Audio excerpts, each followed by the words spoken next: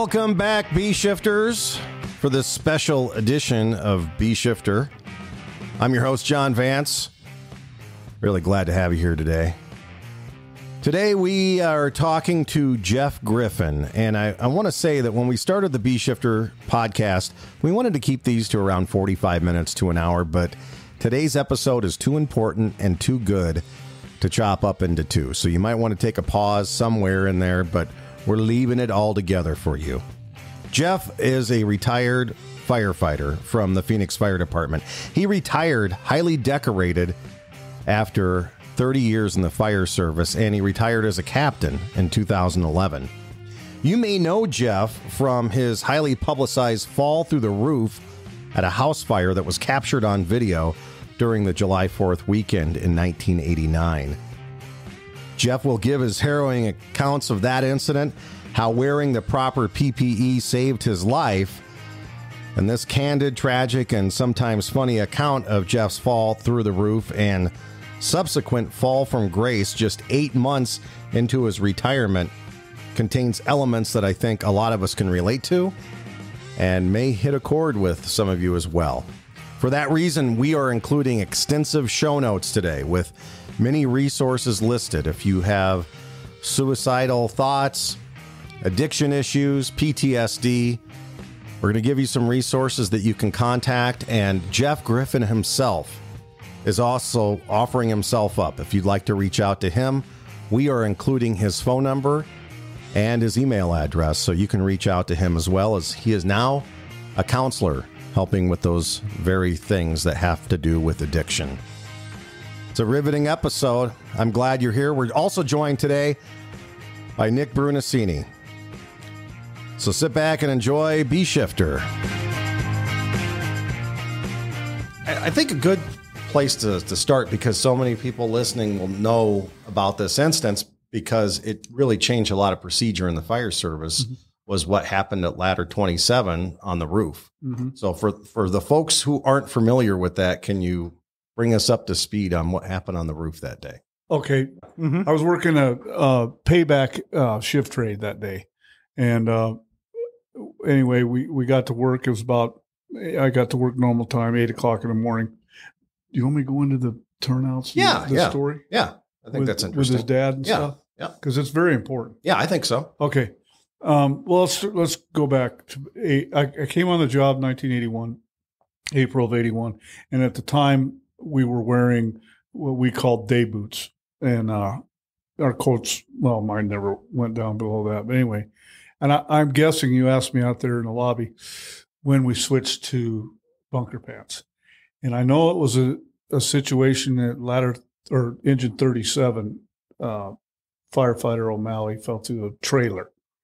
And I'm guessing that was the mid-'80s that your dad made that decision. Or do you have any clue on that, Nick? There was a fire in a mobile home, like you said, and it had flashed on them, and they were getting out of it. Right. And so they got a little bit hung up.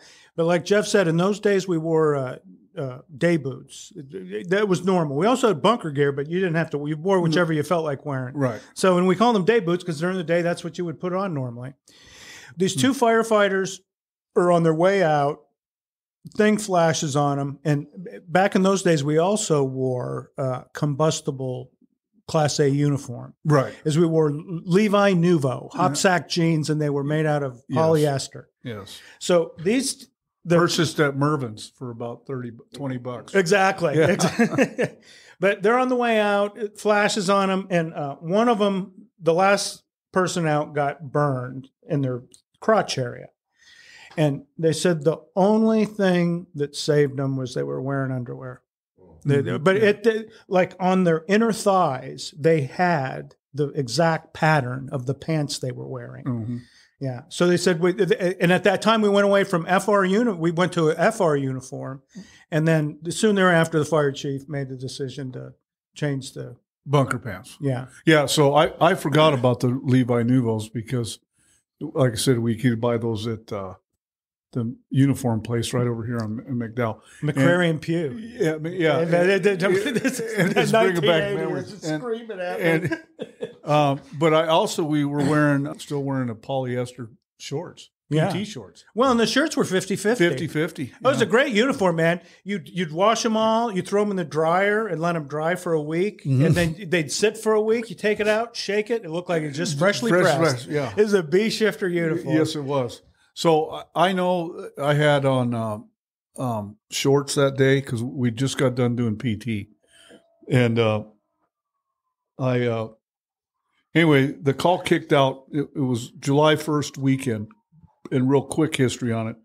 The house we were responding to was a spec home. The guy had a nice little custom home he built over there in Northeast Phoenix. And what he had done, him and his family, they decided to go on a 4th of July weekend to leave the city, get out of the heat. I don't blame him. And I think it was 112 that day. And turned out to be 112. And what he had done is they were doing touch-up paint inside his house, so he moved all of his furniture out on the back patio. And there was 4 or 5, maybe half a dozen, 6 vacant lots on the south side of this house. They're not there now, obviously, because they're all built up with homes. But anyway, some kids were out playing with bottle rockets. And I don't know if they were the big ones, but they were probably firefighters later on in life, I'm guessing, playing with the fireworks. And I mean that because I had a lot blown up on me. So the kids were out playing. A couple of them went awry, and they landed in the furniture on the back patio. The furniture started on fire, and the fire extended up the south wall of the patio and got up into an attic. And now we're talking about a tile roof.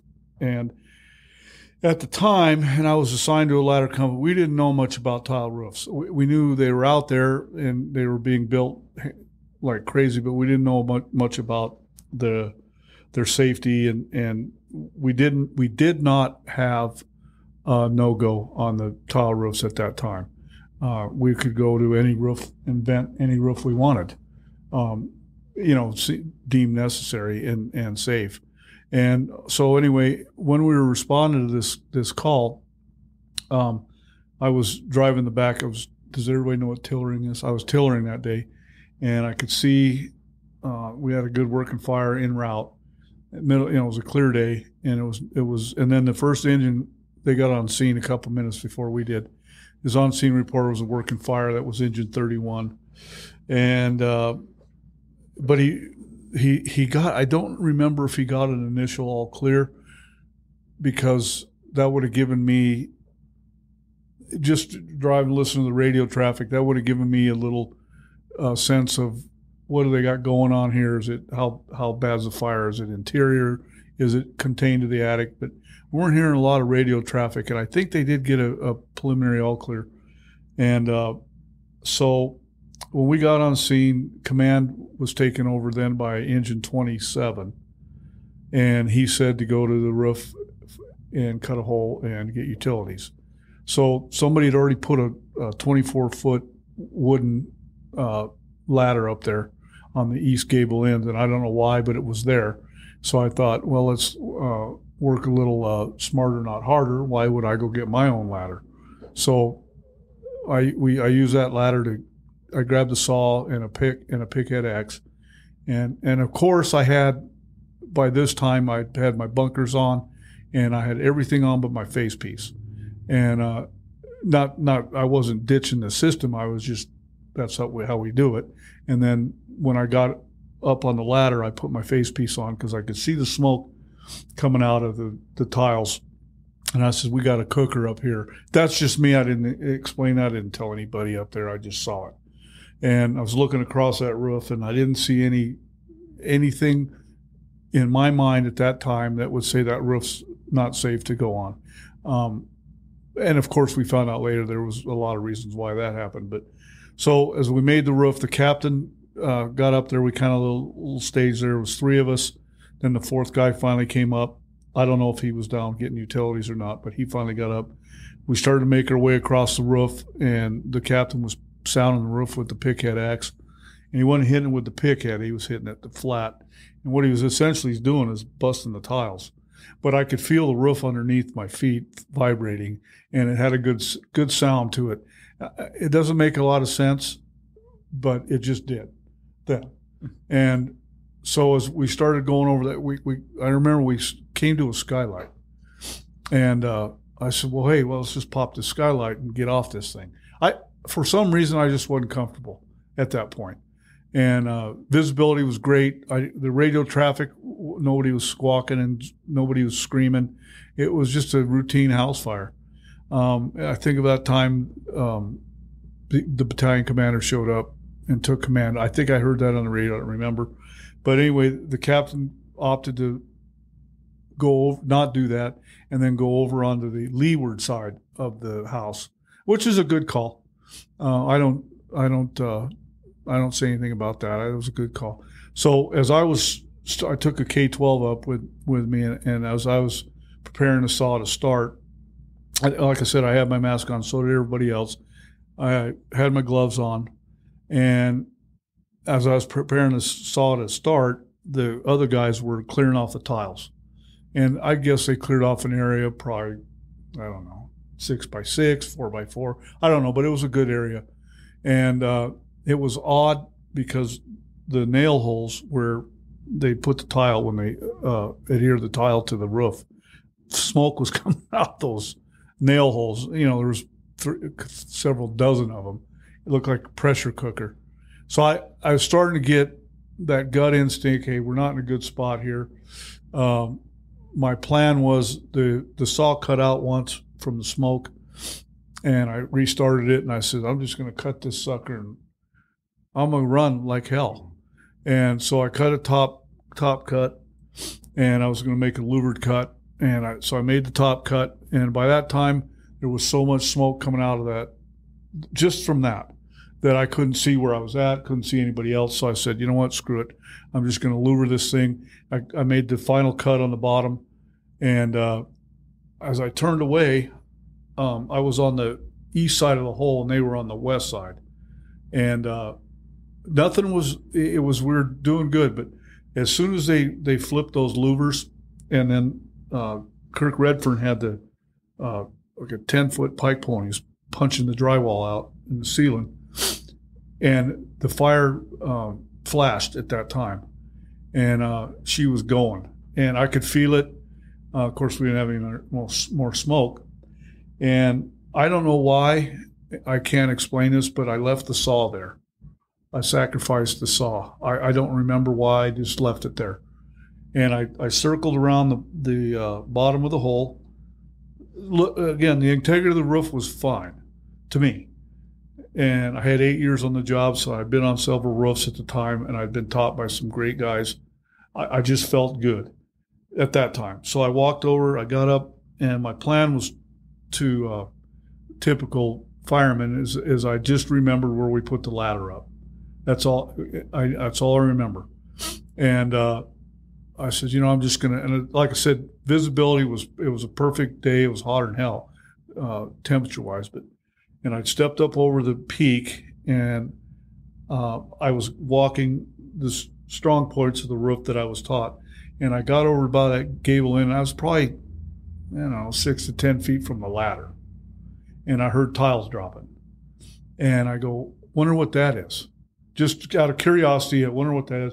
And I was stopped. You can see it on video. I looked over to my left, and the captain was following me. I didn't know this. The captain was following me, and the roof failed on the north side when I was on the south side.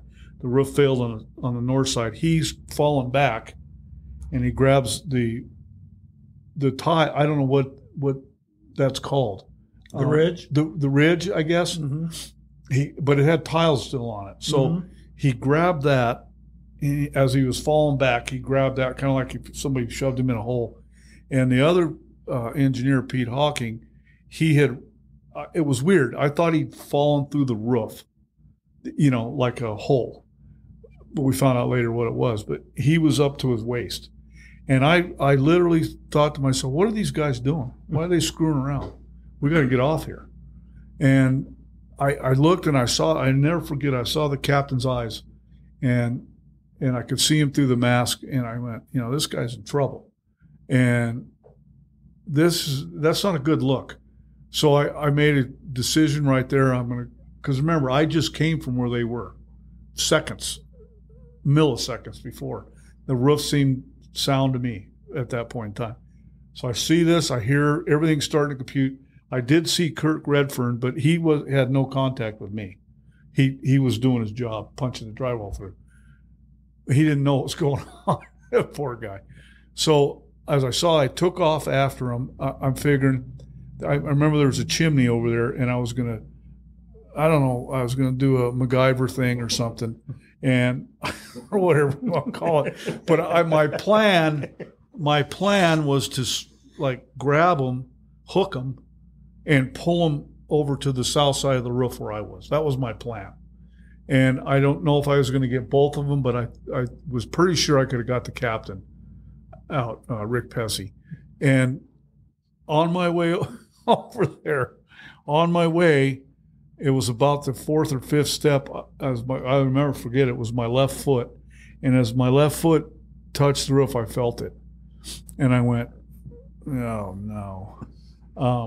I felt it give, and I knew I was in trouble. And so what I did, it's a normal reaction what everybody would do. When somebody pushes you into a hole or a pool or whatever, you tuck.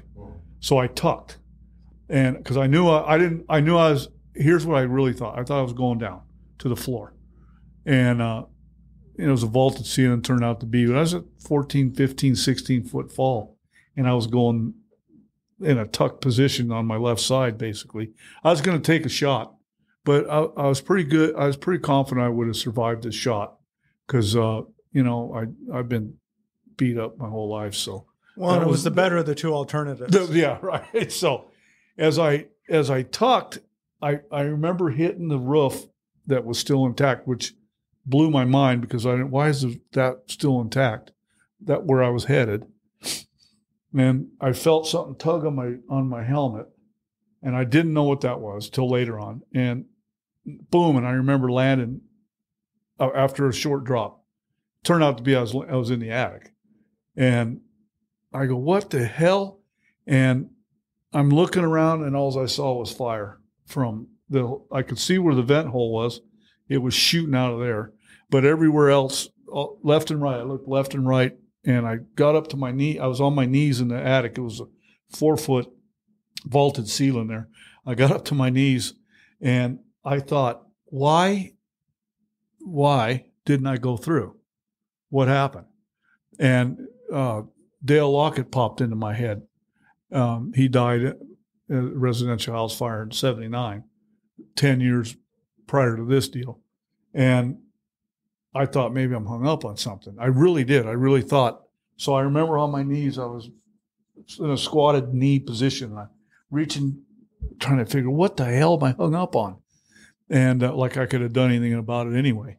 And about that time, my mask turned black, and the heat was so intense. It was exactly like if you touched a hot stove, but it was my whole body. And I jumped. Out of reaction, it was nothing. I jumped. And I don't know why I was jumping to, down or up or wherever. I didn't have any clue. All I knew is it was just like if you touched a hot stove and you pulled your hand away, wherever your hand ends up is, you could have slapped the wife or the girlfriend, the boyfriend. Anyway, so I jumped, and total reaction. I don't know where I gathered that strength from, but and unbeknownst to me, and I didn't plan it, I ended up back on the roof. But as I came out of the hole, I was kind of doing a bear crawl. And I'm back on the roof that I just fell through. I'm going, I'm done. This is over. I knew what my mask went through. I could feel the air in my tube. It was hotter than hell. I said, I'm done. It's over. And I kept bear crawling. Now he said, well, I could stand up. Why in the hell isn't the rest of the roof collapsing like a catastrophic fail like we're seeing and we're trained? And when one part goes, the other goes. Why isn't this happening? And I remember my hands were killing me. So I flicked my gloves off up on the roof. And then I felt something rolling down on my body. And I thought, I didn't know what anything was. I was freaking out. And it was the top shell of my helmet falling off. And then I ripped my mask off. I couldn't breathe that hot air anymore. It was just too brutal. And I said, if I go through it again, it's legitimately done. It's over. And then I still wasn't feeling too much pain except for my hands. My hands were killing me. And I don't know why that is. Why our hands? Maybe because they get moisture in there or something. I don't know. Nerves. They were burning though. They were hurting bad. So as I kind of started to get my faculties a little bit, I remember seeing a pile of sand out in the backyard. I was just going to jump in it. This roof is falling all over us. 3 guys are in my crew, and then me. I go to get them, and I'm in. What the heck else is coming? And I'm back on it. And I said, I'm out of here. And somebody grabbed it turned out to be Rick Pessy, grabbed my bottle. I remember somebody pushing me. And of course I found the ladder. I didn't go down the ladder the traditional style. I went down on my ass. I had to. I couldn't walk down. Hi, how you doing, Nick? I had to get off that roof. And when I got to the ground, I was trying to take my turnouts off. Everybody was it was panic. There was maydays going on. Well, we didn't have mayday then. Emergency traffic was going off. Engine 27 saw the whole thing. The command, but he had moved into the BC wagon at the time, and emergency traffic was going off. I could hear that. I didn't know where my radio was. Like I said, I left the saw up there, my gloves up there, and I thought so I reached back up. I was weird. I reached up when I got the ladder. We parked the ladder right on the curb where we laddered the roof. Well, I reached on my head, and I had something on my head. And what the hell is that?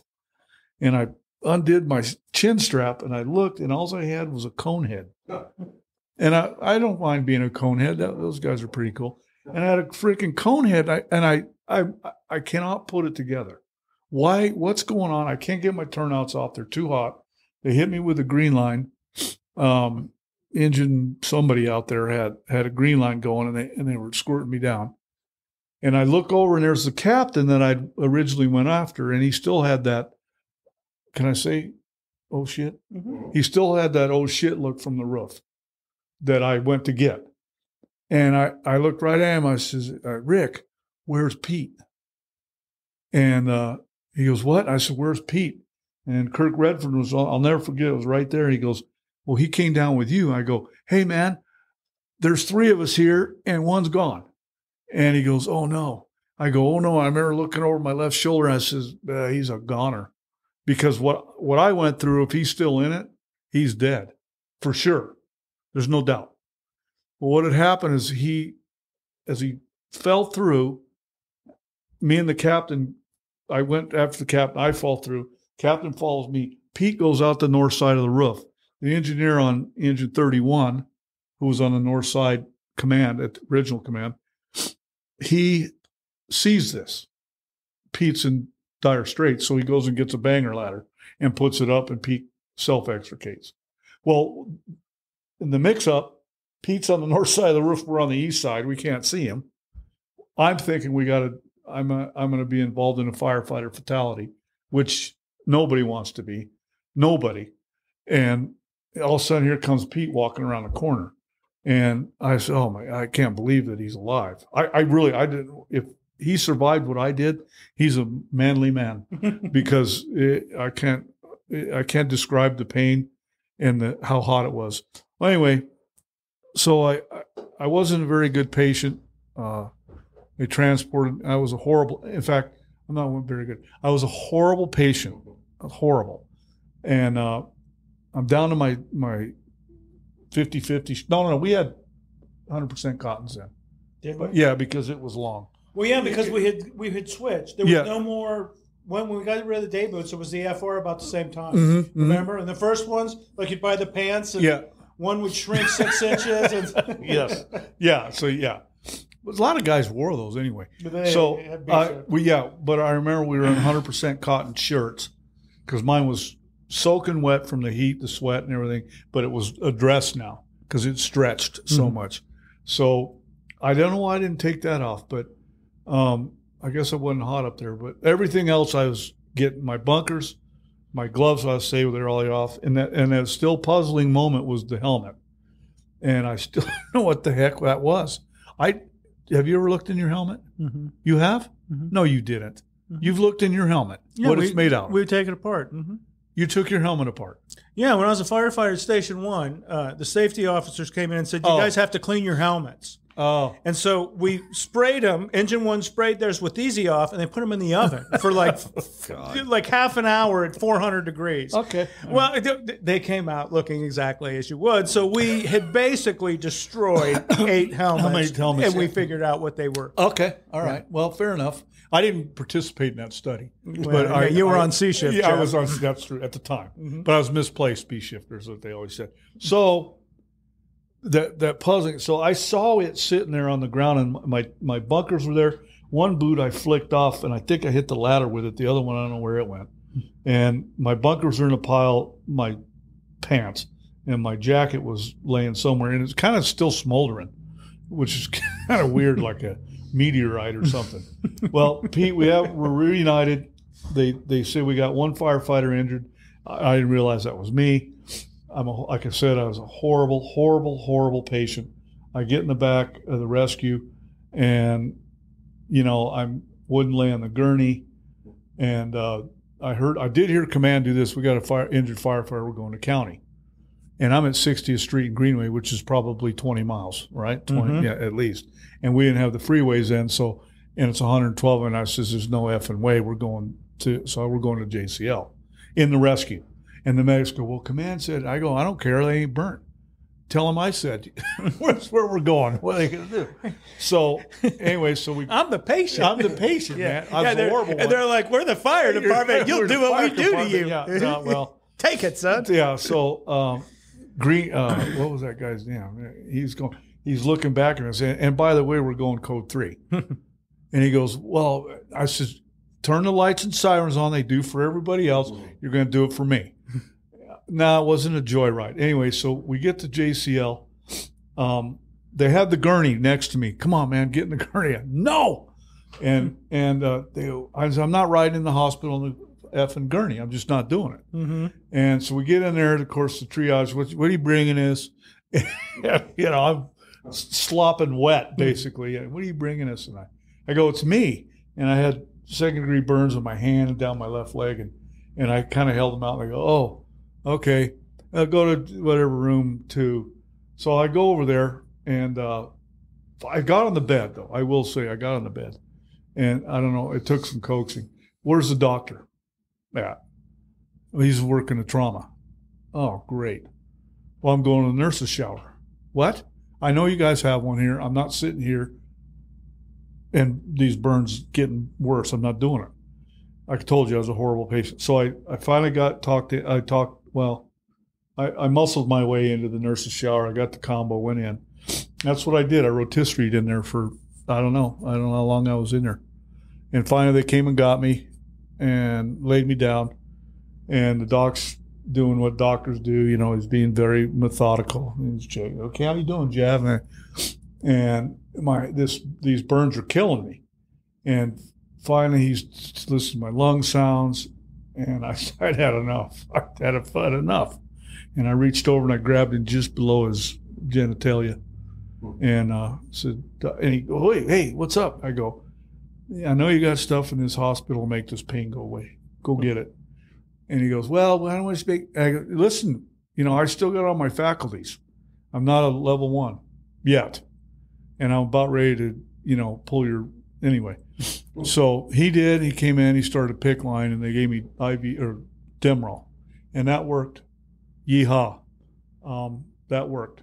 So that leads into another story.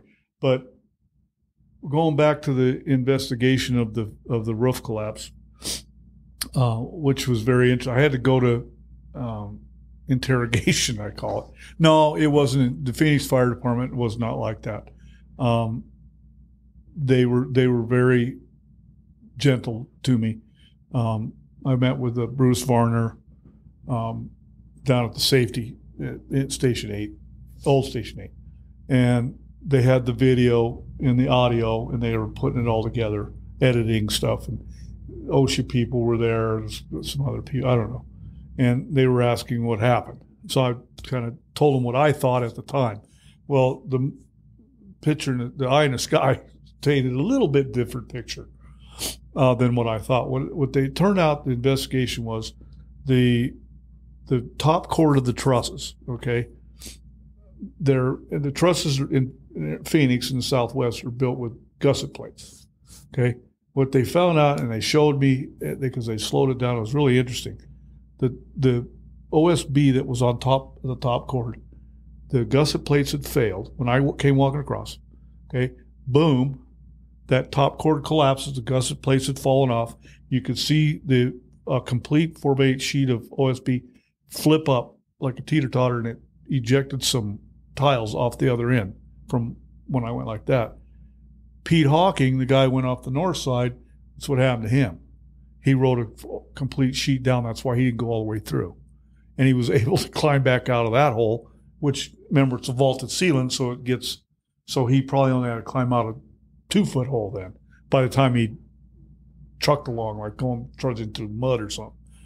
And then the PBI, I was wearing PBI, which they were brand new in the Phoenix Fire Department at the time. We were wearing Nomex hoods, Nomex turnout jackets, and I think it was Nomex bunkers too. And I was a test dummy, heavy on dummy for PBI. That was another story. Anyway, so PBI gathers my equipment and they take it back to Georgia, where I think they're based out of, to study it.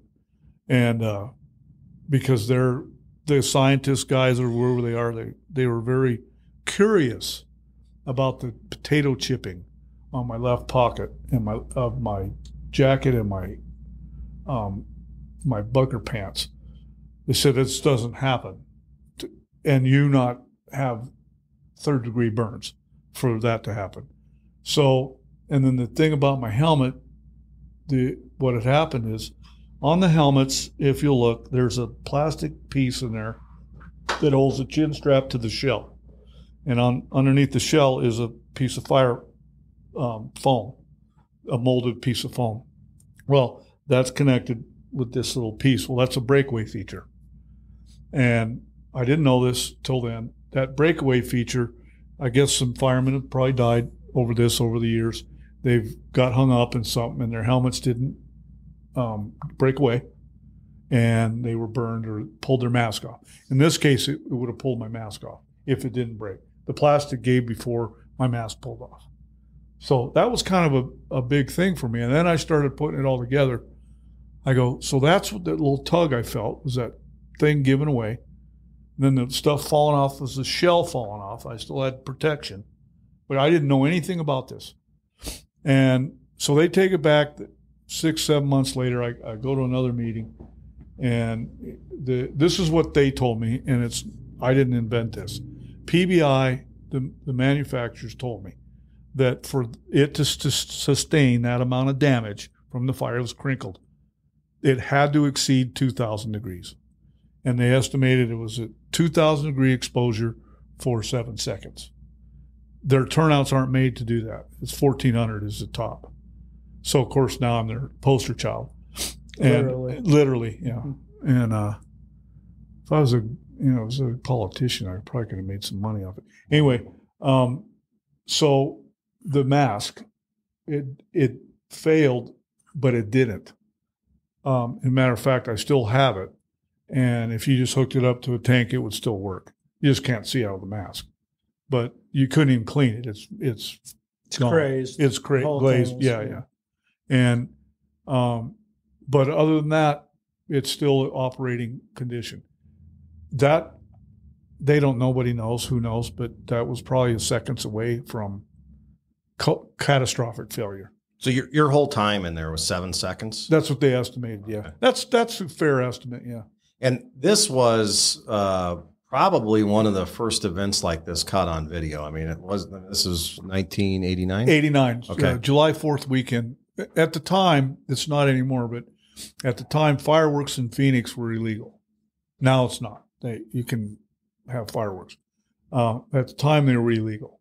So the kids were playing, and I don't know what they did. Yeah. So, yeah. The guy who videotaped it was he was the sportscaster for the local news channel. And he got a consumer cam for Christmas or his birthday or something. A VHS camera. Yeah, so he was just screwing around with it in his backyard, and look, the neighbor's on fire. Yeah. So he's filming the fire, and that's who he was. Yeah. He told me, I went to talk to him. He said he heard all the ruckus. Not us. We weren't there yet. He heard the fireworks going off, and then he saw a column of smoke. So it was not just a little column; it was going. And he ran into the house. He had a new baby. He ran in the house. He goes, "Honey, the house is on fire. I'm getting." And he went and got the video camera. And she goes, "What about the baby?" He goes, "No, not our house, their house." So he went out, like he said, and he stood on this little wall. And the unedited version, he doesn't say a word in it. He just, oh my. When I fell through, he didn't like me, us would go, oh shit. Mm-hmm. And his wife was pretty excited when she saw that. So a dear friend of my family lived 2 houses to the east of this. When we pulled up, they saw the fire, and we pulled up. They didn't know I was working. I got off the truck, and I happened to get off on their side, and they saw me. Hey, Uncle Jeff. Hey, Uncle Jeff. And hi, kiddies. I'm going to work. And she saw the whole thing. Because that's the side of the roof I fell in on. And she saw me the whole time, and she knew it was me. And she called the family and says, oh my God, Jeff's fall through a roof. And, then the red car showed up at the house. Yeah. And everybody was, is he cussing? Yeah, well, he's fine. So they came down, like I said, when all those people came to the emergency room, it was pretty phenomenal. Fire trucks, I don't know, there was so many. But when we didn't know it was videotaped till 6:00 news. I was doped up, sitting on the couch, kind of just relaxing.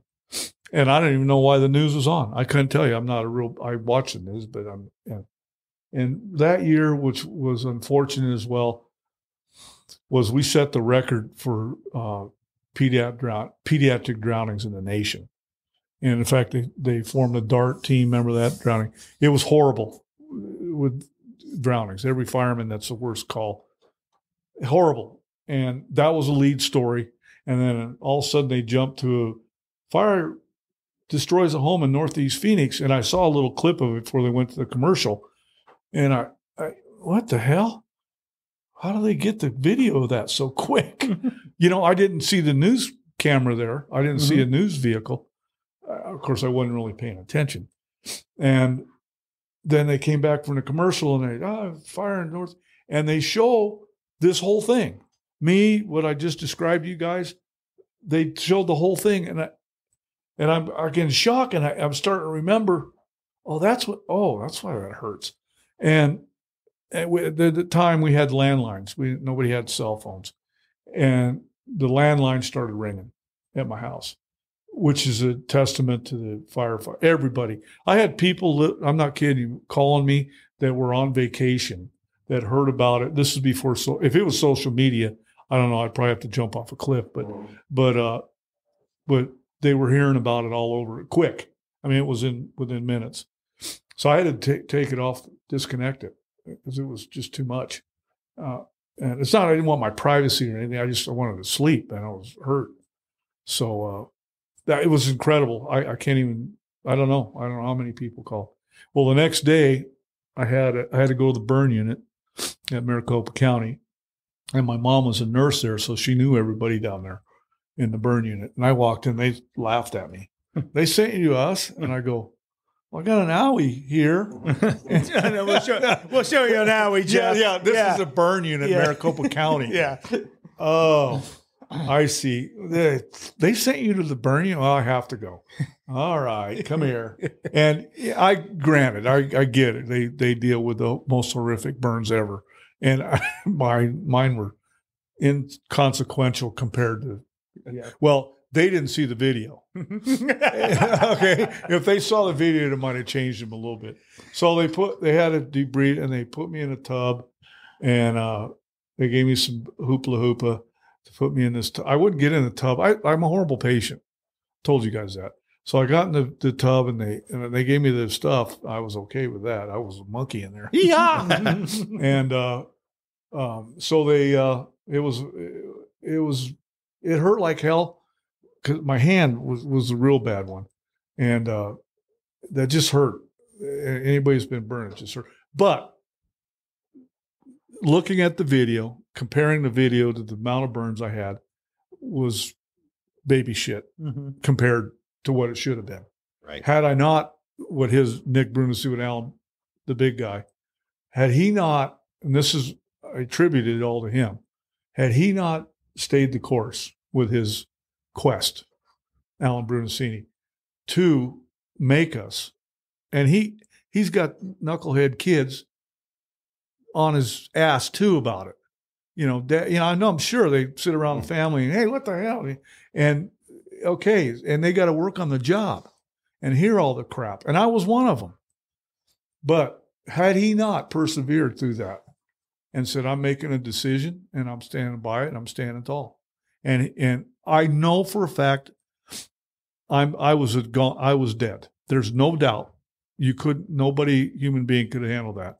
The other two guys, Pete Hawking and Rick Pesci, severe burns. For sure, if they had the day boots, for sure.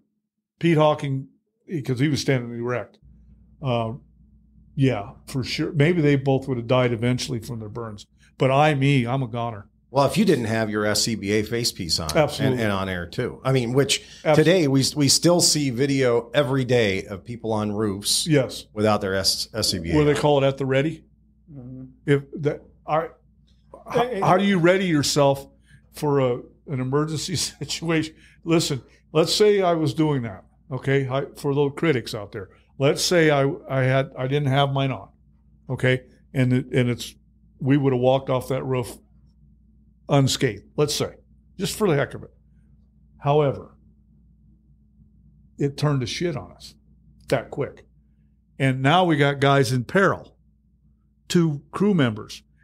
If you look at the video, if people watch, I'm fine where I was. All I had to do was turn and go. Get up, you know what I'm saying? Mm-hmm. But we got men down.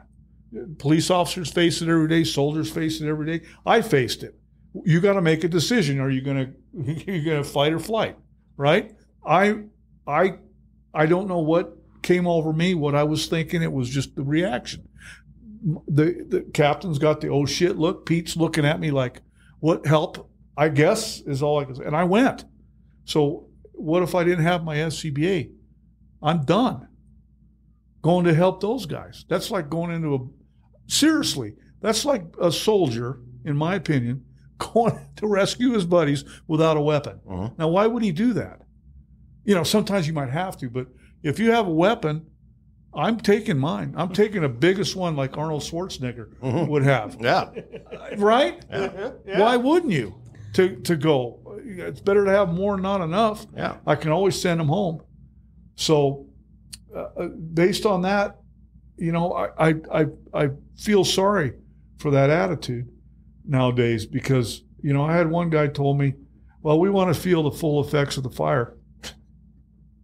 And I recall being on my knees in that attic at 2,000 degrees, the full effects. And idiots. Just complete, utter idiots. It makes no sense. Yeah. Common sense. That's like saying, I want to feel what the shirt feels, so I'm going to iron my body. Yeah. You can't make it up, man. This is at a conference, at the East Coast Fire Chiefs Conference. The guy tells me this. And I said, okay, well, what do you mean? He goes, well, we use our ears as indicators. And I go, what? Because I really, I was a fish. I was only 8 years on the job, but his dad was there at this conference. But they've been all around. They've heard all the terminology. I haven't. I'm, here.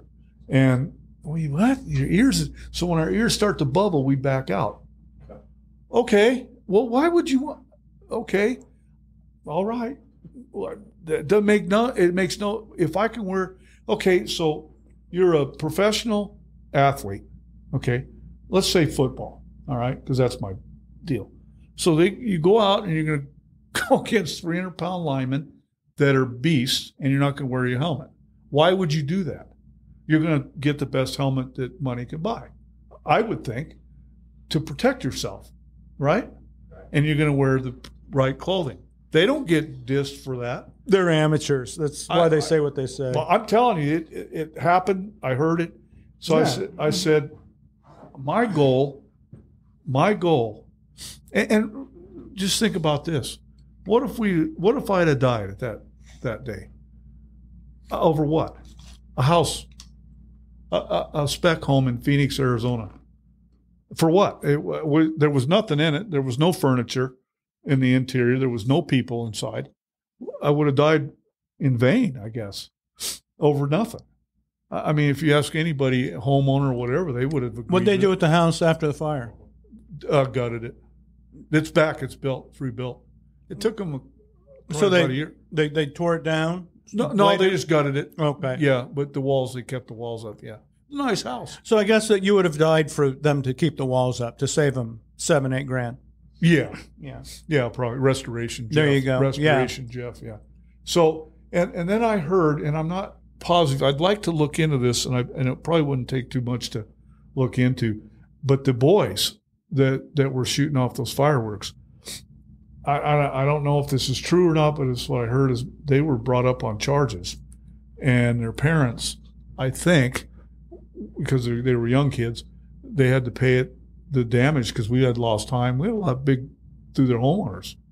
So, I don't know on that. I would surely like to, I'm not going to go scold them boys. I'd just like to talk to them and say, hey, how? You were there 30 years, right? Yeah. So out of your 30 years, this is 8 years in. Yeah. Did you was this the most traumatic thing that happened to you on the department, or did you have other injuries or anything that rivaled going through that? No, nothing rivaled that. I got hurt all the time. I got hurt cooking dinner when I cut the tip of my finger off. Yeah. But that day forward, when I got back to work, I lost about 6 weeks of work, and it was only because of my hand. They wanted to do a skin graft, and I said no. I don't know why. I just said no, and so they put me on light duty, and that light duty cured that. It's weird. Light duty cures a lot of ails. Yes, it does. Fire department, mm-hmm. And so I think I had to go to the training academy or something, and that even cured it even better. So, yeah, I think I lost 6 weeks, but when I got back, that was in July. I got back probably the end of September, something July, August. Yeah, probably. Yeah, August. Well, we're right in the middle of a monsoon season, and my first fire after I got back was a lightning strike, which people don't see a lot of, but we get them out there. We get them all the time. And this attic was rolling, and it already vented, so we were going up to the scuttle hole in the attic. So I got a banger ladder, and I got up there, and I was just going to fog it real quick. Well, it flashed when I stuck my head up there, and I remember trying to get out because it was a little sensitive, my hand and stuff. And, of course, there was 8 firemen up my butt trying to help me, and I couldn't get and they're going, "You all right?" I go, "Yeah, just my hand." And to this day, my hand's still sensitive. It's a ghost injury. It's a ghost injury, yeah. Yeah. So, but yeah, traumatic physically, yeah. Mentally, no. There was other that seeing yourself almost die on film is weird. Like somebody that's been there might be able to tell you, but it's just weird. Because then if thoughts start coming through your head, oh man, if I'd have went to the left or the right, I know that I can say this with conviction. Without that mask on, for sure I'm dead. But without the top of the line fire equipment, burned.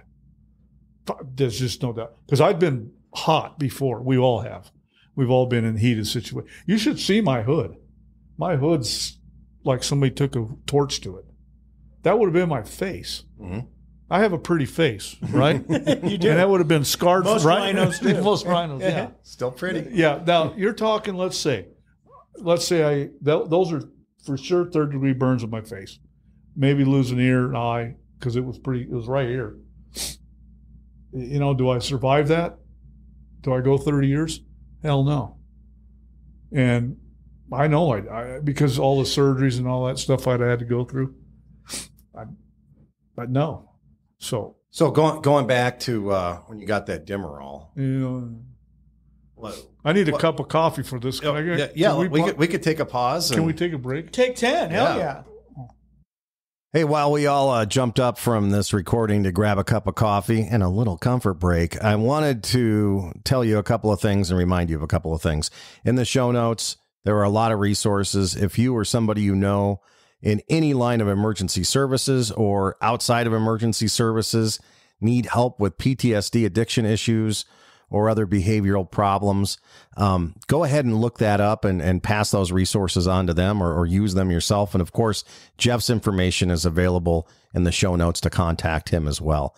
We've also included in there 2 links to B Shifter magazine. Jeff has written 2 awesome articles in B Shifter Quarterly talking about his experiences, both falling through the roof and with addiction. And the other thing is we did put the video link in to that original production back in 1989 of Jeff falling through the roof. It's a little dated as far as production goes, but still relevant for many fire departments out there. So let's return back to B Shifter. We were talking about that pain management. Yeah, let's talk a little bit about that, John. A little pain management, right? Yeah.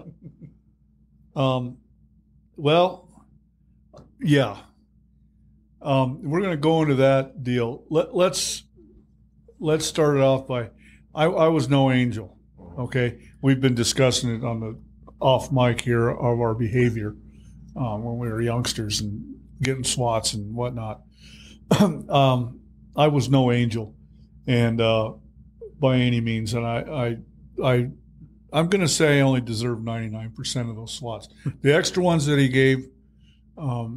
Just for the heck of it, I probably didn't deserve, but eventually it caught up with me. So I was no angel, and thank God that the Phoenix Fire Department hired me, because that I fit in like a duck to water. You didn't have to be the smartest guy, and they got smart guys now, but I didn't know anybody. I had on the job, and I was so fortunate to be hired at 21 years old, and then to be propelled along by guys like Alan Brunacini and having, just a guy around the fire chief that was a man's man, and but yet he had his moments, I'm sure, and his family, and I met his whole family during this whole deal, but. Most of us, there's statistics out there that prove this, that every fireman's going to get hurt on the line of duty. You, Nick, you get hurt on the line of duty?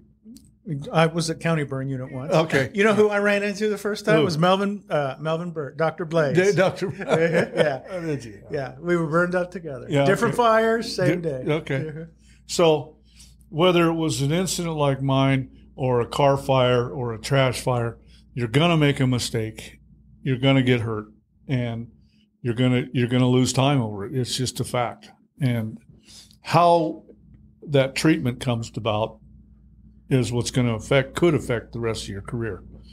And with me, that when they gave me that Demerol, and I never had a pain pill that I can remember prior to that. I had other pain pills in the form of spirits, and like I said, I was no angel, and I was, a drinker with the fellas. I mean, what a place to be, be in the Phoenix, in the fire department family nationwide, and wherever you went, it was, set them up, Joe.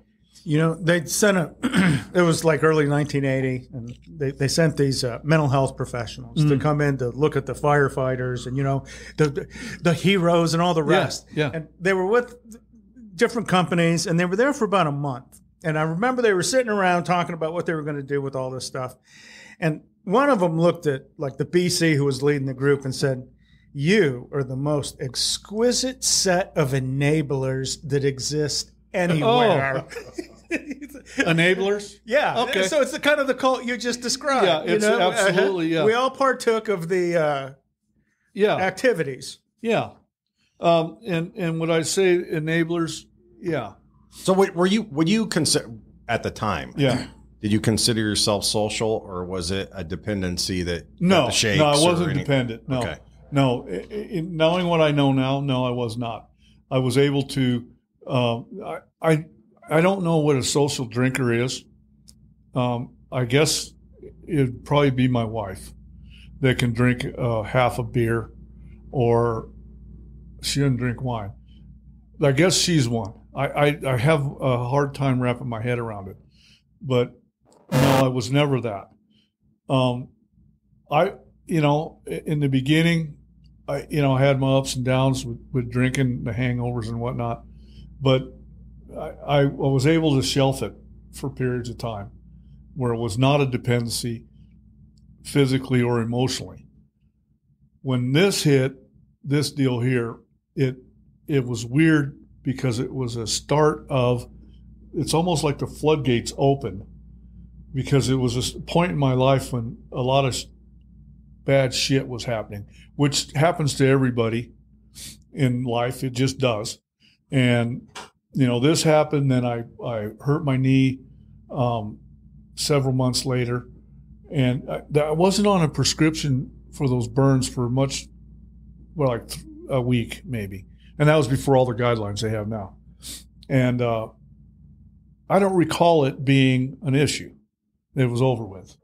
You know what I mean? It was done. They were done. In fact, I don't even know if they took them all, to be quite frank with you. But yeah, I was drinking. When I left the emergency room, the doc said, "Here," he gave me something in a bottle. I don't even know what it was. It could have been fentanyl. It probably wasn't, but I don't know. He says, "Take these, the rest, and I get you through, and go home and get a 12-pack. Yeah. Hey, all right. Thanks, Doc. That's a great doc. So Nitrous oxide.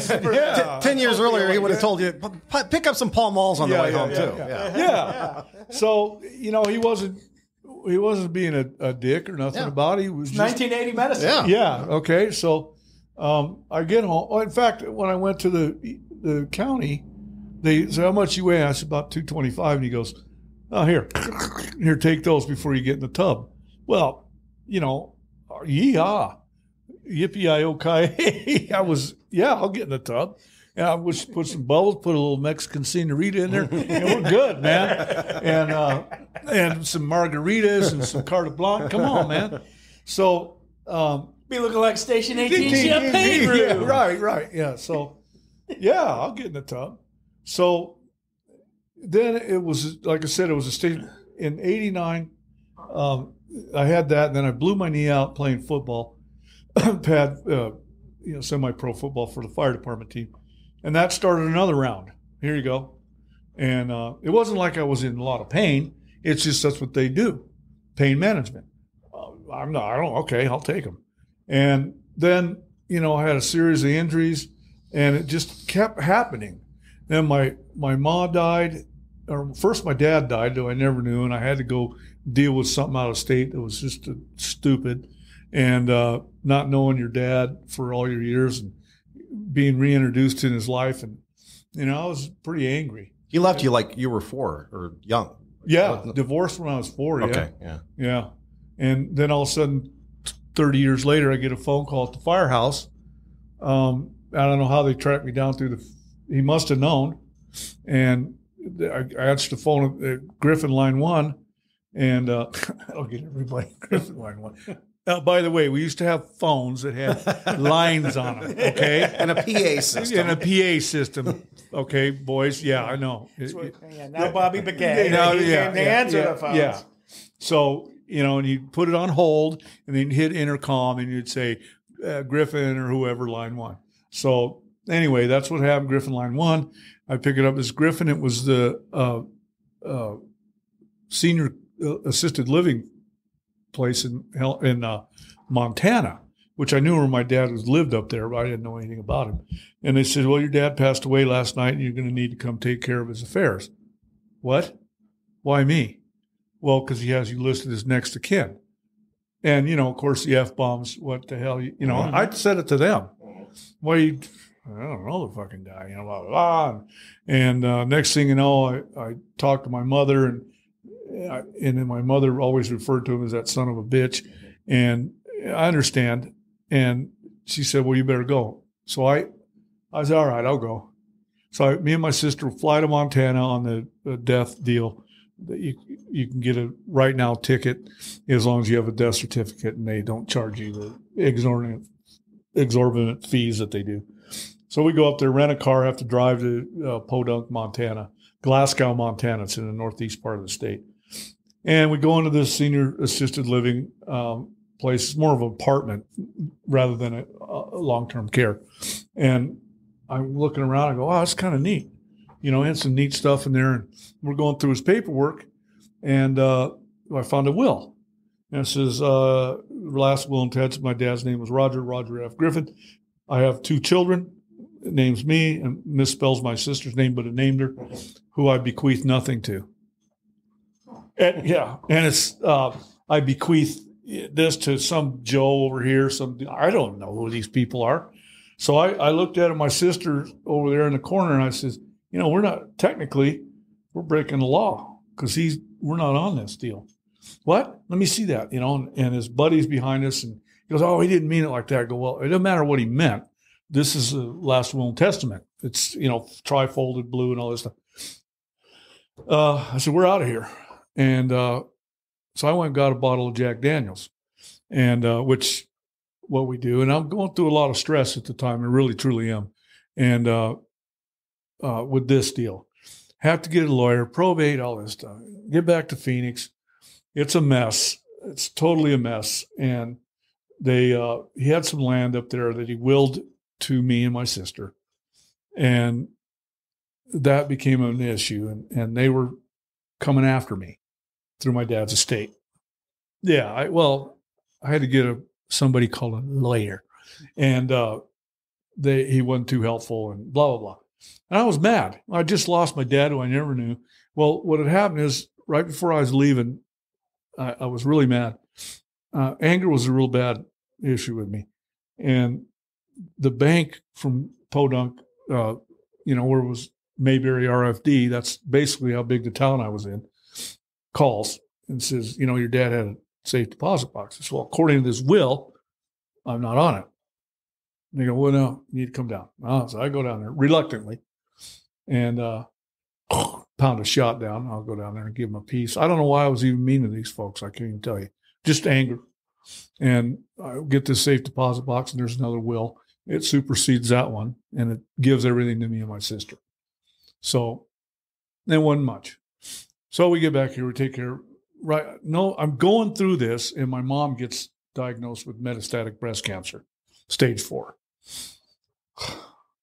And I'm still on the fire department. I'm still getting hurt. Not every month, but I have horrible, horrible allergies. I did.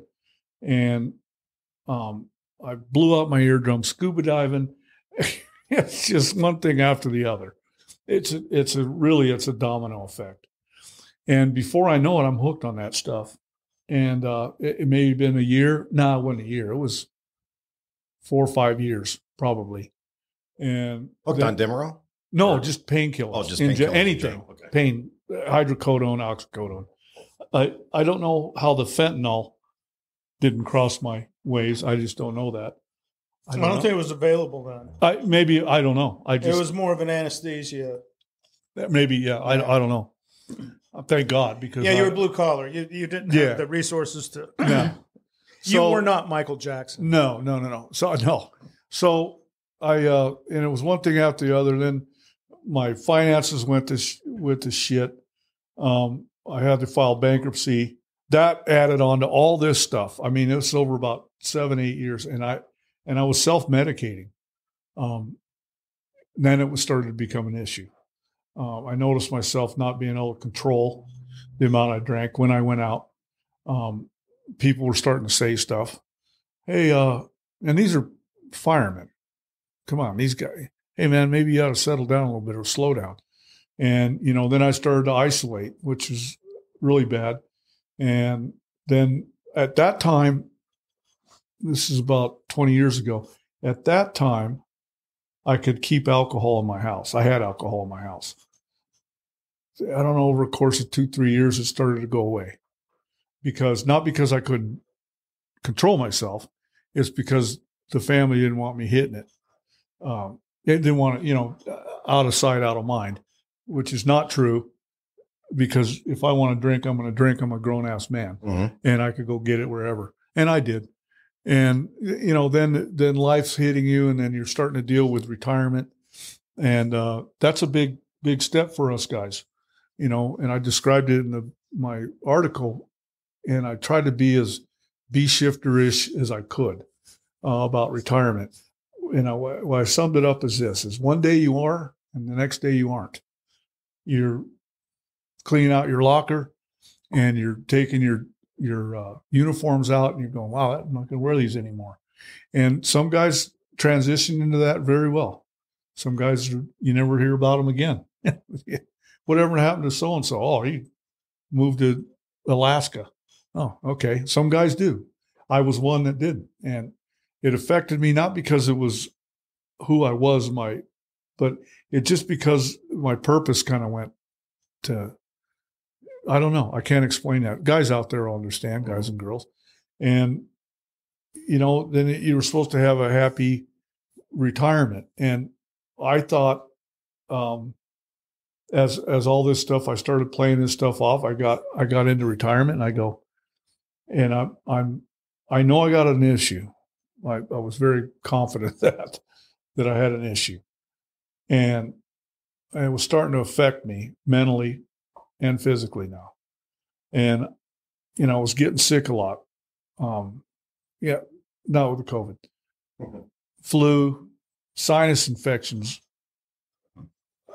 There's another surgery and there's another pain thing. I go in for sinus surgery. Blah, blah. And I remember getting allergy shots. I had to get shots in the interior septum. That's paramedic of my nose. That's like the taint for your face. Yes, right. So he would spread my nostril and go up there with a little needle and give me, that's how bad it was. And finally he said, after about a year of that, he says, that's too much. And we're going to go ahead and surgery. Oh, shit. So, get put under. I got it put under for that. And another more pain management. This is, like I said, this is over 15 years probably this happened. And, but I'm starting to feel it physically. And was it in retirement that you started hiding your drinking or feeling ashamed of your drinking? Or? No. I was hiding it well before that. Okay. I was well before that. Because you go out with a family. I'll give you an example, and maybe some guys can relate to this, or girls, whoever's listening, whoever listens to this. I'd go to Manuel's, very common, popular restaurant here. And I was allowed to have a couple beers by them at dinner. Allowed. Which, I know. Doesn't make any sense. But that's how bad it was. Okay? I wasn't doing anything physically to the family. I wasn't, the bills are in arrears. I'm going to shit is what's happening. Slowly. It's a slow, agonizing death. So I go, oh, good. I can drink here, have a beer. So what I do is have a beer, order a Corona with dinner, zip off to the bathroom, like here, down the hall. Well, guess what? It's right next to the bar. Give me a couple shots of Jack. Whack, whack. Knock the Jack down. Now I'm going to smell of booze, right? But I'm drinking beer, so they won't know. Ha, ha, ha, ha. It's on them, right? That's what I was doing. And, I was hiding it. I had to hide it from in the garage. I put it in the lawnmower bag because I knew the wife wouldn't look. I got caught so many times, I don't even know. And it wasn't what it was doing to me physically. It was what it was doing to me. I wasn't me. I was constantly walking around the next day saying, okay, I got hammered last night. I'm not going to do that today. And I meant it. And I'd get up, and by about noon, I'd say, I better go get one. I'm just going to have one. Off I go. And I said, dang it. Well, anyway, so in retirement, I had some anger issues, like I said, and I was mad at the world. Poor me is what I was doing. My mom, my dad, the thing, the bankruptcies, all this stuff was piled up on me. And I said, you know what? I'm going to take care of some of this stuff when I retire, but nobody is going to tell me how to drink. Nobody. I'm going to show them I'm going to drink my way. And I had plans to go to the cruises, fishing, all this stuff. I had these plans and big plans. And I was going to drink only on Tuesdays and Fridays. And I meant that until somebody bought me a retirement trip to Mexico, a fishing trip, and that lasted a week. And I was off again. And I'd stop for a little bit and back on it. And but the lack of control was gone. I couldn't control it anymore. And I didn't want to give that up. That's our problem, is the lack of control. And we think that we can. And next thing you know, you're on your ass. And you're going, how did that happen? Well, next time I go out, I won't do this and I won't do that. I'll eat first. I'll have a taco. I'll have a burrito. I'll eat an Egg McMuffin, whatever, thinking that that's going to, I don't know, some kind of remedy. And for me, it was bad. And it's getting worse. So the good time goes bad pretty quick. Oh, yeah. There was no more good times with me. There's no more good times. The good times, the days when we used to go to union meetings and watch Mark Godfrey and Ron Jacomer get after it, those days were gone. Those days were absolutely gone because I couldn't drink open. I went to a retirement party, and I don't know what year it was. It was probably in 2008, maybe. A couple of years before I retired. And I was drinking coffee like I am now. And somebody called the, what's it called? I know the name of it. The people. Ron Tapscott. EPA? EPA. Somebody called employee assistance on me and said that I was slamming down shots at the bar. I was not doing that. But the words obviously been out there that I had a drinking problem, and I wasn't going to admit it. So now I'm really pissed, really mad. Now I can't go anywhere and drink. I can't go into public with the firemen, so I didn't go with them. I'll go by myself because I don't want to be called out. And so that's the way I was. And even in retirement, well, for a little bit anyway, I was like that. And it was just getting worse and worse. Yeah. And how often were you driving? Every day. Every day. Yeah. Intoxicated. Yeah, probably. And then what happened with the accident? Yeah. Okay. So I was 9 months into retirement, and I wasn't doing well. And so I got a mixture. I thought, people like me, we think we're chemists, and we're going to get this mixture correctly, and we're going to, like I was telling you about the food, or maybe I'll smoke a couple doobs, and I'll mix that with this, and that'll be it. That'll be the one. We're always looking for the one, you see. And that one high, that one that I had in the emergency room that day. I didn't know this. I do now. I didn't know this, but that's what I was looking for. Because that was the next level, brother. Let me tell you, that Demerol, it took that pain away, but it also took something else away. It took my mind away. And it was awesome. It was. I'm not going to lie. It was awesome. I was looking for that. I didn't know this, but I hit a little bit of gold, and that was my constant quest, is to find that level that I was at. So 9 months into retirement, I had that mixture that I'd taken before, and I thought, you know what, I'll do this. Well, I got behind the wheel, and the mixture wasn't correct. I nodded out and I hit the median on freeway. I was in rush hour traffic, and I hit the median a couple times, and there was a dude broke down on his motorcycle, and I hit him. Fortunately for everybody, I didn't kill him, but I hurt him severely. And that day was it for me. I was trying to pull it up on my email. I just got something from the people that are dealing with more firemen and cops, proven, die of suicides right now than in the line of duty. Especially what's going on with the police officers. Another one just killed himself the other day. 2 Capitol police officers killed themselves after that deal for whatever reason. I know because I was there mentally, and that day I was in a fog, alcoholically. I thought, there's no way I'm coming out of this one.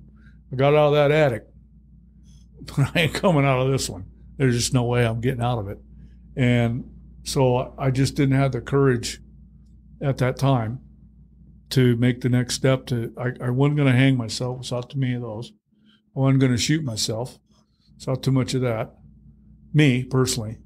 So the best way to go would maybe OD. You know, it's kind of a chicken shit way out, but at least it's not this or hanging. Problem is I kept waking up, and it kept having to deal with what I'd done. And then the number one thing that was bothering me was how was I ever going to face my colleagues, my brothers and sisters in the fires? How was I ever going to do that again? How was I going to walk through that shame and guilt and face these guys man to man and tell them that I'm a piece of shit? Sorry. That's what you are. You're a drunk driver. And how many did we go on of those? And I couldn't bear that anymore. Couldn't bear it. And so for about a week, I was in and out of consciousness by my own hand, drinking and taking benzos. And my family had enough. I don't remember that week too much. In and out of consciousness, pass out, get up, hit it again, pass out. It was just I was on the way out, guys. There's no doubt about it. That attic, going through that attic would have been in 7 seconds. This one's going to be 17, 20 years, maybe. It's the same thing. I'm going quick or I'm going fast or slow. So my family had enough. They somehow, I don't know how, they coaxed me into going to a residential treatment center for 30 days that a bunch of firemen had already been to that I had no idea existed. I didn't even know this was an issue. I thought I was the only one. So reluctantly I went. I had no fight in me. I wasn't the guy in that attic jumping. I didn't care. In fact, probably if that happened during that week, I'd have probably just stayed in that attic. My wife would have been taken care of, blah, blah, blah. So anyway, I go to treatment, and I was not, I was a horrible patient. When I fell on that roof, I was even worse, detoxing. I don't even know why they put up with me. And probably 3-4 days into it, they called me out. Said, hey, I wasn't participating in anything. I wasn't eating. I wasn't sleeping. It was horrible, horrible, horrible. And I said, we got a problem with your insurance. And I go, okay. What does that mean? Well, your insurance is only going to pay $3,000 because you didn't go through IOP and the little buzzwords. Okay, what does that mean to me? Well, if you stay the full 30 days, it's going to be a little bit more. I go, how much is a little bit more? They go, $12,500. I said, adios. See ya. I was mad. First of all, why is this even? It costs that much to be in a freaking residential treatment center for alcohol and drugs? Just stupid.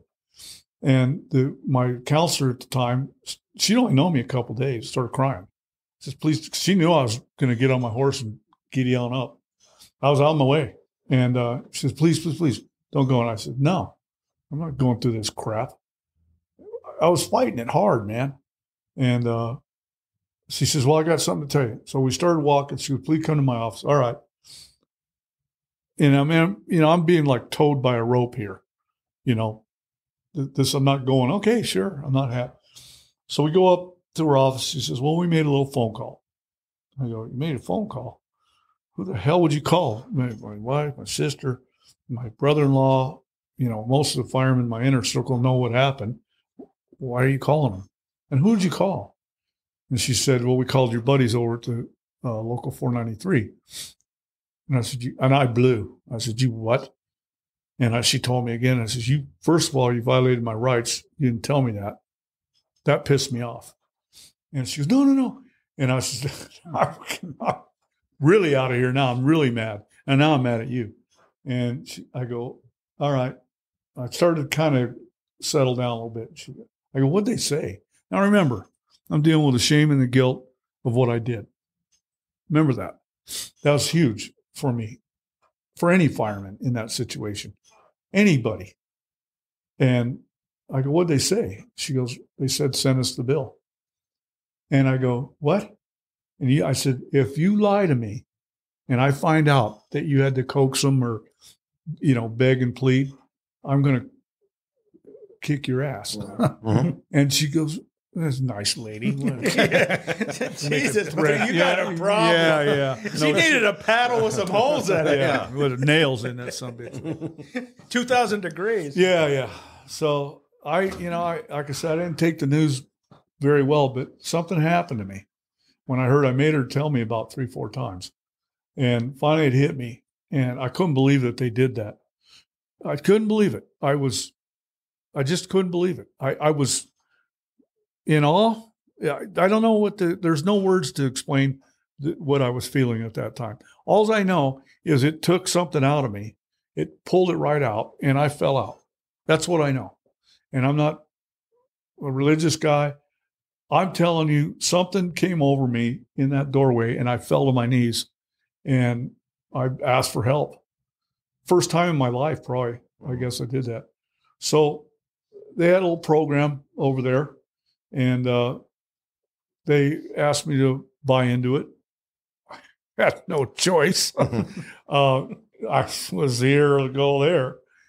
I said, well, at least it's worth looking into. So I did. I looked into it, and I'm still looking into it.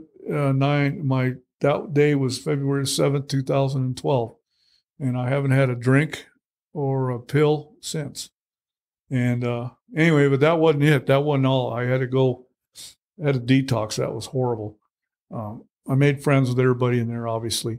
I started eating again. I started feeling pretty good. 30-day mark. I graduate, and I'm feeling pretty good, actually. Better than I had in a long, long time. And the obsession to drink, I don't know how I can explain it to you, was removed out of me.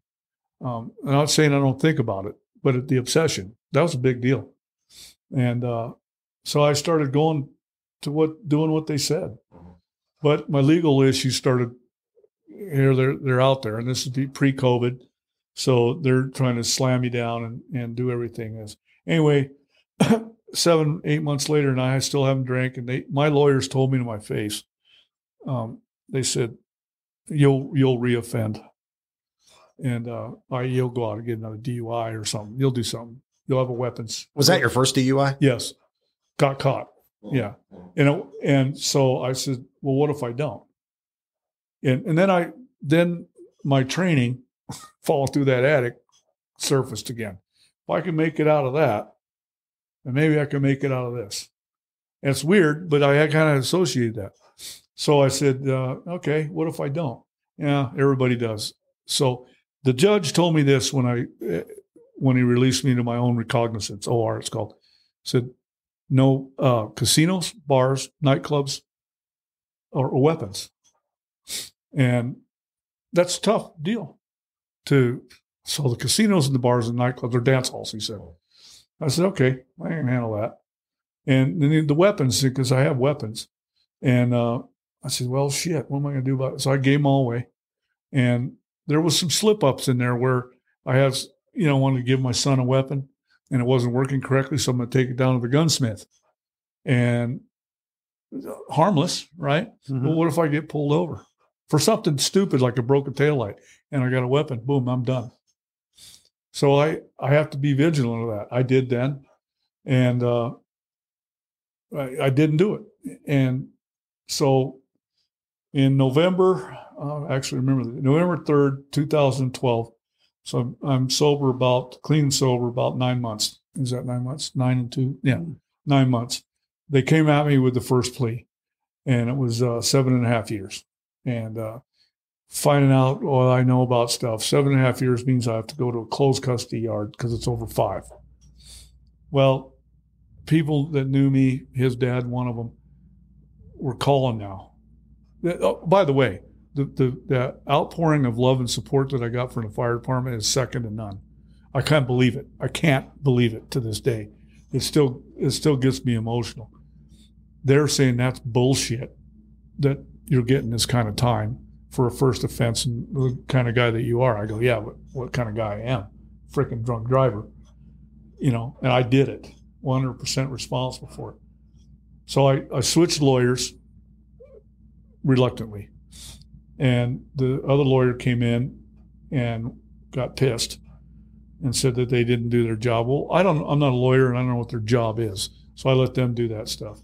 Plus, I was in no condition to fight because I'm guilty of said crime. So blah, blah, blah. They work stuff out. It goes on for another 2.5 years. I still haven't drank. And finally, they come at me with the final plea was 1.75 to 3.75 years in the Department of Corrections, which is doable for me after what I've been through and what I've done. Because remember, 2.5 years, I'm just clean and sober. I'm doing what they say to do, and I'm feeling 100% better, and I'm fully 100% accountable for my actions. So I'm okay with that. Well, there's a loophole in the law, what you don't know about and I don't know about. The judge, once I sign this plea, normally they take you into custody, and you await sentencing. That's how it works, all over, okay? Well, they didn't. I don't know, that day. They said I could stay out to get my affairs in order. So I did, and I'm getting my affairs, getting my titles and card. I know I'm going to prison, all right? I'm okay with it. Well, that loophole means that the plea isn't binding if you don't go into custody. So they come in and some other guy pulls that plea, and they come back at me with 5. And there's nothing I can do about it. So I accepted it. It's not a plea anymore. It's a stipulated plea, it's called. And I get sentenced to the Department of Corrections for 5 years.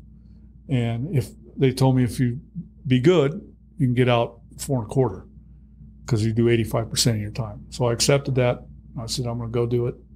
And unbelievable what happened after that. So I go to the Department of Corrections. I was a little concerned because as a firefighter, part of the system, going into regular population, little bit, but I said, screw it. I went through an attic. What the hell else can they throw at me? And, right? Yeah. I mean, really. Yeah. And I've been married 30 years. So what the hell? You know what I mean? So, 38 actually. And so I accepted that, and I went in with that attitude. I'm going to go in and try to do what a lot of people don't. And I made friends in there right off the bat with everybody. There's a lot of people in there that don't have anything. All of a sudden, out of the blue, in there a couple months, I started getting letters. His dad's one of them. Okay. All right, so we pen pal each other. It was cool. Fire chief, why is he? And he's been retired 8 years at the time. But he was willing to go to court to testify on my behalf. I found this out later. So we're talking. And all of a sudden, the Department of Corrections, they only allow you to have 20 visitors, not at a time, total. And it's called a 20 list. And, most people have 5, 6, 7 people on it. Mine filled up in a year. And I'm going, holy crap. Then I ended up having to take people that were requiring. Remember, they're not going to Disneyland. They're going to freaking prison. I had to take people off the list put them into ready reserve, and put them into ready reserve. DOC let me do that.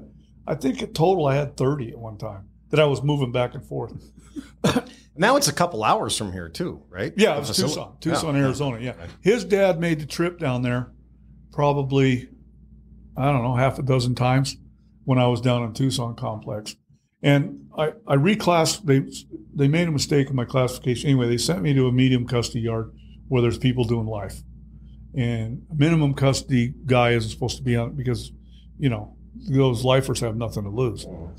So I was good, and I was there 6.5, 7 months. And I reclassed because of my behavior to a minimum custody yard where you have to go to work, a work camp. So I did landscaping down there, and I worked for 2 different companies. I have no complaints about that. It was a good, honest day's work. We made 50 cents an hour, so $36 every state pay every 2 weeks. But I don't know what happened, and I can't explain it to you.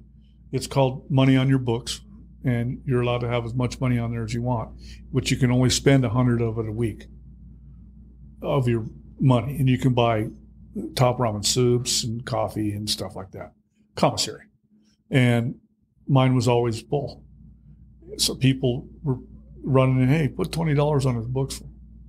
What the hell? Why? And that kind of mirror. Then all of a sudden, one day I go into visitation. They don't tell you who's coming. I go in there, and there's his dad, Alan Brunacini, sitting in visitation. Drove all the way to Tucson. I go, what the hell? Hey. So we talk, and it's like we are now. And next time he came down, my wife and a dear friend of mine, a fireman also, they were there, and they didn't know Chief Brunacini was there. I walked in to see him, so we all sat together. And then it was cool because I got transferred to Phoenix for good behavior, and my son, who's a firefighter now, he got to meet all these guys that I talked about, and they all came and visited. Some days we had to watch visitation because it was like being at the firehouse. We were laughing and joking, and it was. We had to, right? Yeah. Well, you think about it, where you were, it seemed like a bucket full of B-shifters. Yeah, that's what it was. So, I mean, I'll tell you the truth. DOC did not know how to handle me. Now, remember, I earned every bit of it by my behavior. I got up, I went to work. In that particular yard, I was a cook. And I went to work, I did my job, and I didn't get in trouble. I was studying, I was going to school on a scholarship through Rio Salado for the incarcerated reentry, it's called. And other people were pitching in and helping. It was unbelievable. And anyway, and then on the weekends, I'd have visitation. And there was sometimes I'd have 6 different visitors over a weekend. And then, then in 2017, right? Yeah. Alan Brunacini passed away. And I wasn't watching TV. I was doing something, book work. And the other inmates came and told me, because they knew I was fired. They said, hey, did you know this guy? And crap. And, yeah, I know him. And, he's that guy that comes visiting me. Really? And they were really concerned about it. And I go, that's sad. Dang it. Well, me and him had been visiting and stuff, Alan. And, I didn't know if his family knew he was coming down there. Why would I didn't ever ask him that. It's not something hey, does your family know this? And so I called my sister and I said, I'm going to get one of the inmates. There's guys in there that can draw card. You got the basic ones you can buy from a commissary. Yeah. I wanted an inmate to write a nice card, draw one. They can do. These guys are so gifted. And so I had this guy, and I said, well, I'll wait a couple days, and then I'll send one to Mrs. Brunacini, on the down low. So I waited a couple days. I called my sister back, and she goes, you're not going to believe this. And I go, believe what? She goes, they know, by the way. And I go, they do? Are they cool with it? I mean, why would I not ask that? I don't know. And you're not going to believe this. And you haven't heard? And I go, Come on, man. The only time I talk to anybody is I got phone privileges and I can have as many minutes because I earned that, but I only call once a night. How would I know this? Well, the Brunacinis had a big memorial set up for Alan Brunacini at the Dodge Theater. It's not that anymore. What is it? Comerica. Comerica, yeah. We had a big thing, and it was all over the news. And they had asked DOC to let me out, not free, under guard, to go speak at this thing. And I'm listening to this on the phone, and I'm going, bullshit. No way. She goes, no, really, you can't. I go, okay. Well, the 2 guards that do that kind of detail, that's overtime for them, they said, yeah, we'll go with you. We'll take you. It'll be cool. I said, it'll probably be food there, I'm guessing. Oh, yeah. Yeah. And, food and probably booze for the guards. yeah, whatever. They can do With whatever. knockout drops. Yeah. We'd be doing this podcast from Mexico. Mexico, right, yeah. Yeah, and I'd have a blurry face. And change voice. I'd have a big wig on. And playing Jimmy Buffett songs and that. So I'm on them on the phone, and I had to set it down. I couldn't believe that had happened. Me, the guy that has done all this, I'm in prison, and I'm being asked, what an unbelievable, overwhelming. I mean, I was crying on the phone in front of inmates. Come on, man, I'm a tough guy. And so I said, all right. So I hung up. Well, anyway, they denied it. DOC denied it. That's just the way it is. And this is what they told me, the reason why. They said, number one, he's not your immediate family. They got me there. Remember, I didn't have a dad. If they'd have let me explain that Alan Brunacini is as close to my dad as anybody's ever been, and you know what I mean? Let me have a little, or if we could have called maybe the governor or something. And number 2 was the amount of people. It would have been a security threat. I would have had to been cuffed up. Like I'm gonna. That was what I got. Knockout drops. Yeah, knockout. Right. Like we're gonna do that. So it was. But now remember, the guards seen all this, hear it all. They know what's up. When these guys came down, they treated you guys well, huh? Oh, yeah. Yeah. Well, what happened is, now remember, Alan, so he's deceased. So I take him off the list and put him on.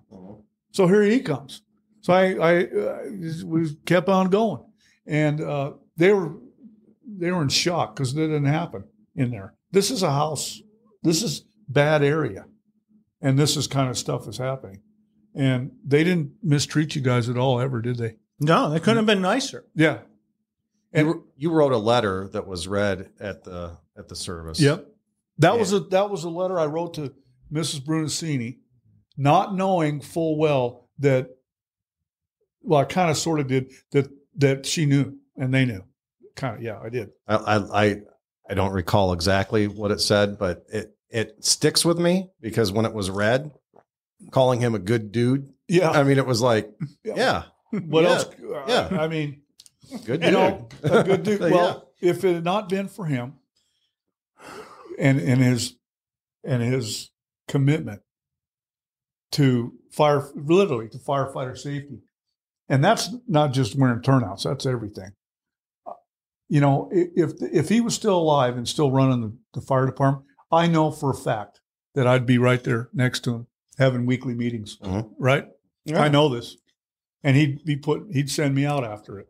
Because which is sad, we have an issue with substance abuse in the fire service. We just do. And, you know, we've lost,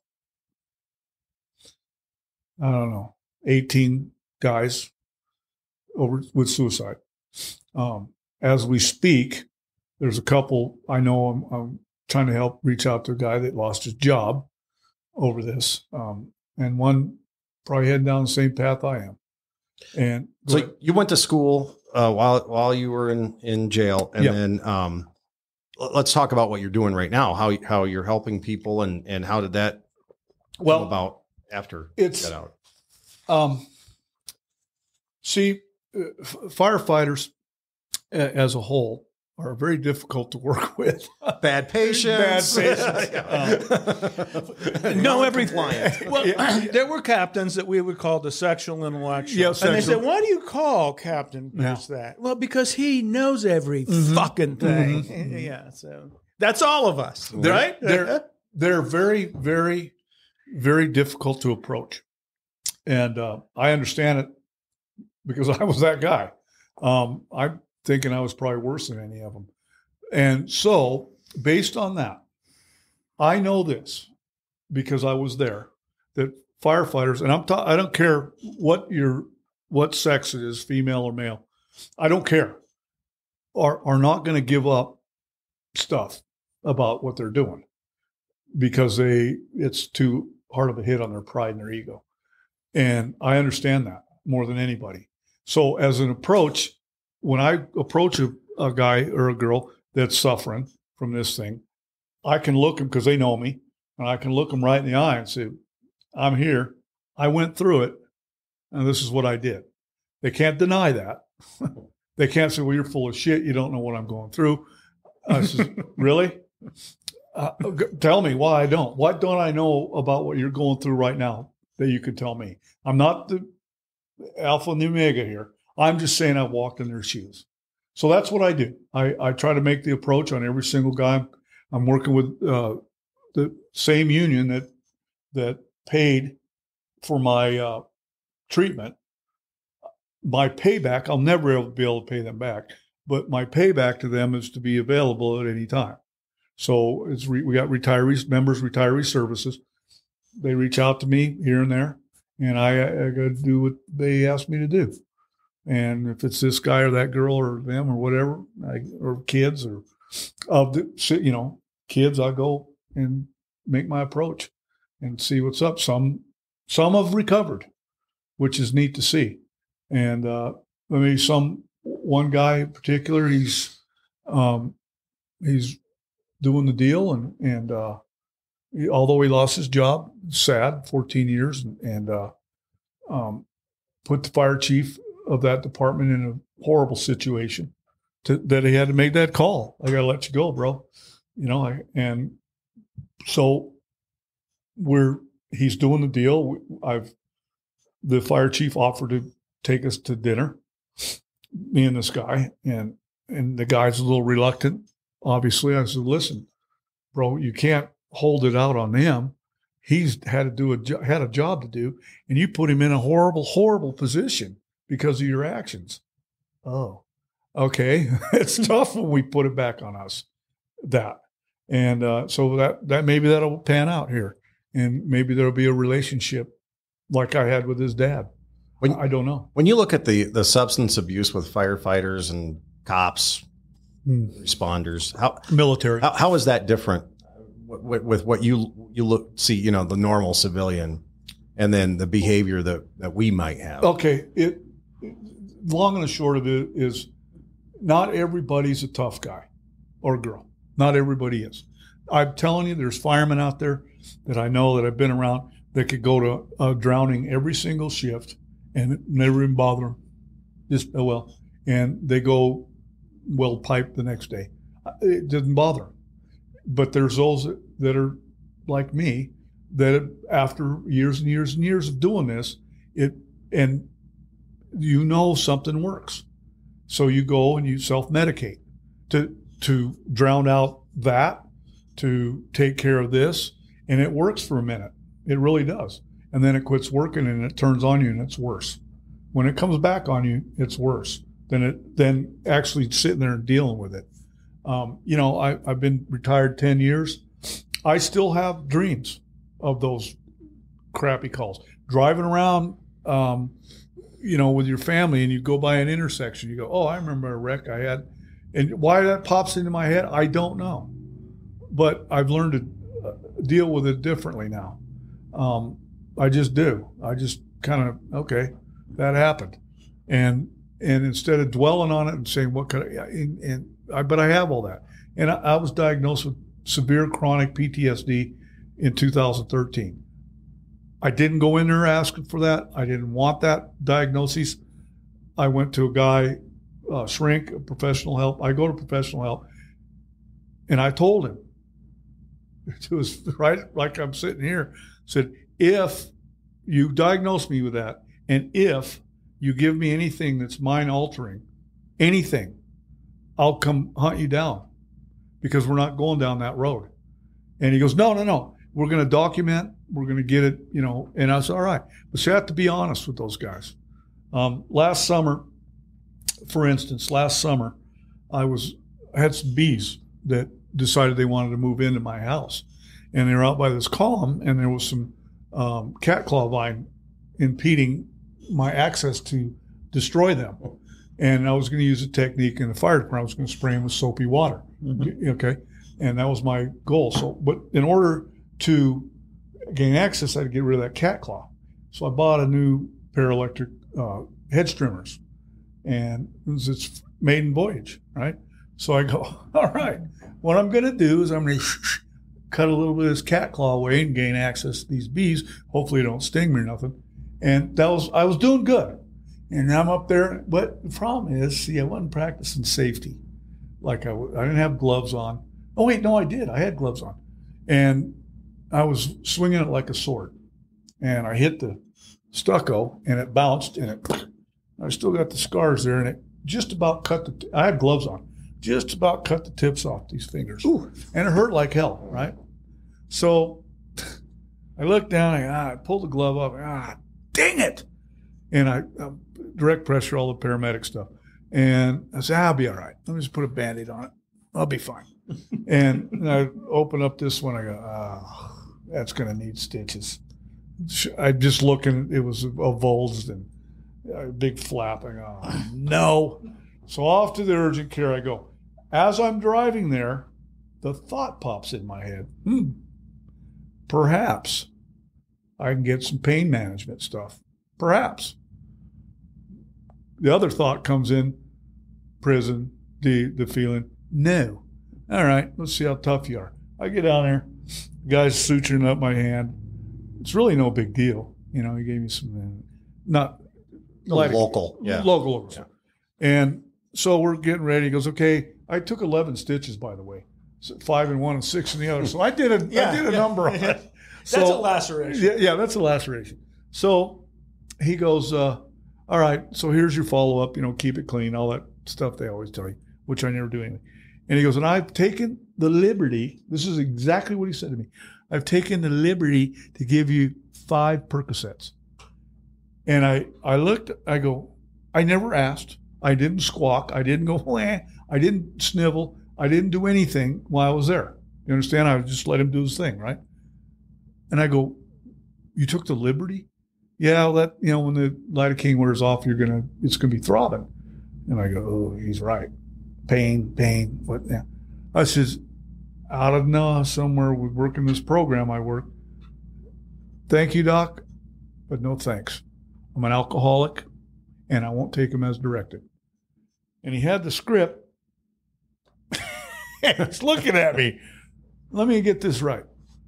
I'm offering you 5 Percocet, which is allowed by state law, and you don't want them. That is correct. I won't take them as directed. I'll take all 5 right now. He goes, you can't do that. I go, well, they don't give them to me. I don't want them. And he goes, well, how about something else? And I go, like what something else? And he goes, well, you want some ibuprofen? I go, yeah, I'll do that.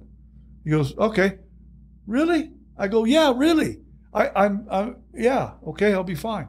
And so he called me like 12 hours later. How you doing? I go, fine. And he goes, does that thing throb? And I go, a little bit. But, I got burned in an attic. I'm all right. And I took a couple Ibus and I was fine. But that could have been it again for me. Yep. So I have to be vigilant because that's how it comes at us, you see. That's a legitimate injury. The doc's even buying in unbeknownst to him. He doesn't know me. I was honest with the doc, which we never are, and told him that I'm an alcoholic and I won't take him as directed. That changed and he goes, I can respect that.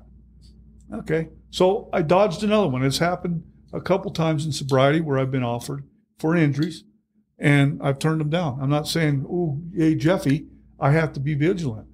And the last thing on that, being vigilant, is weapons. See, I can't, I'm a convicted felon. I can't have weapons. It's called prohibitive possessor. Okay, what does that mean? You can't have a gun. End of story, unless you get your gun rights back. Okay, so when I drive with people that I don't know, it's not too often, but some of my family members have them. And now if I'm in their car, I'm okay. But if I'm driving their vehicle for whatever reason, I just did it the other day, I got to ask them, hey, you got any guns in there? Oh, Dad, you're cool. You've been sober 9.5 years. I understand you, son. I do. But no, here, take the thing out of there. Everything's fine. Driving home. I'm towing a trailer. Vinny Conderick said, hey, Vinny, do you think we need to change the tires on that? I'll buy them. Nah, they're fine. Are you sure? Yeah. How long you had this trailer? 8 years. You ever changed the tires before? Nah, but I tow it around all the time. Stupid ass me. I should have done it. Just south of Dove Valley, boom, the left tire blows. I mean, blevies. Balloon. Blows the fender out in the freeway. So I pull over. Thank God I had enough area. So I got a John Deere Gator in the back. And I'm thinking, what am I going to do? How am I going to change this tire? So I'm figuring out my battle plan. Here he comes. DPS. Rolls on up. Now remember, 9.5 years ago, I'd have probably had something on board.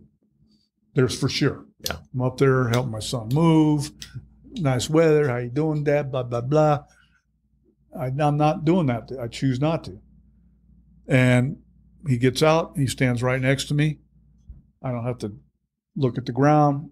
I don't have to go, shit. I wonder if he can smell it. I don't have to do that anymore if I choose to, right?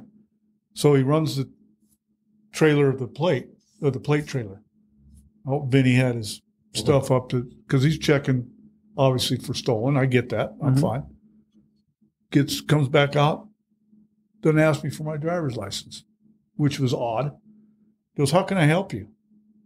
Huh?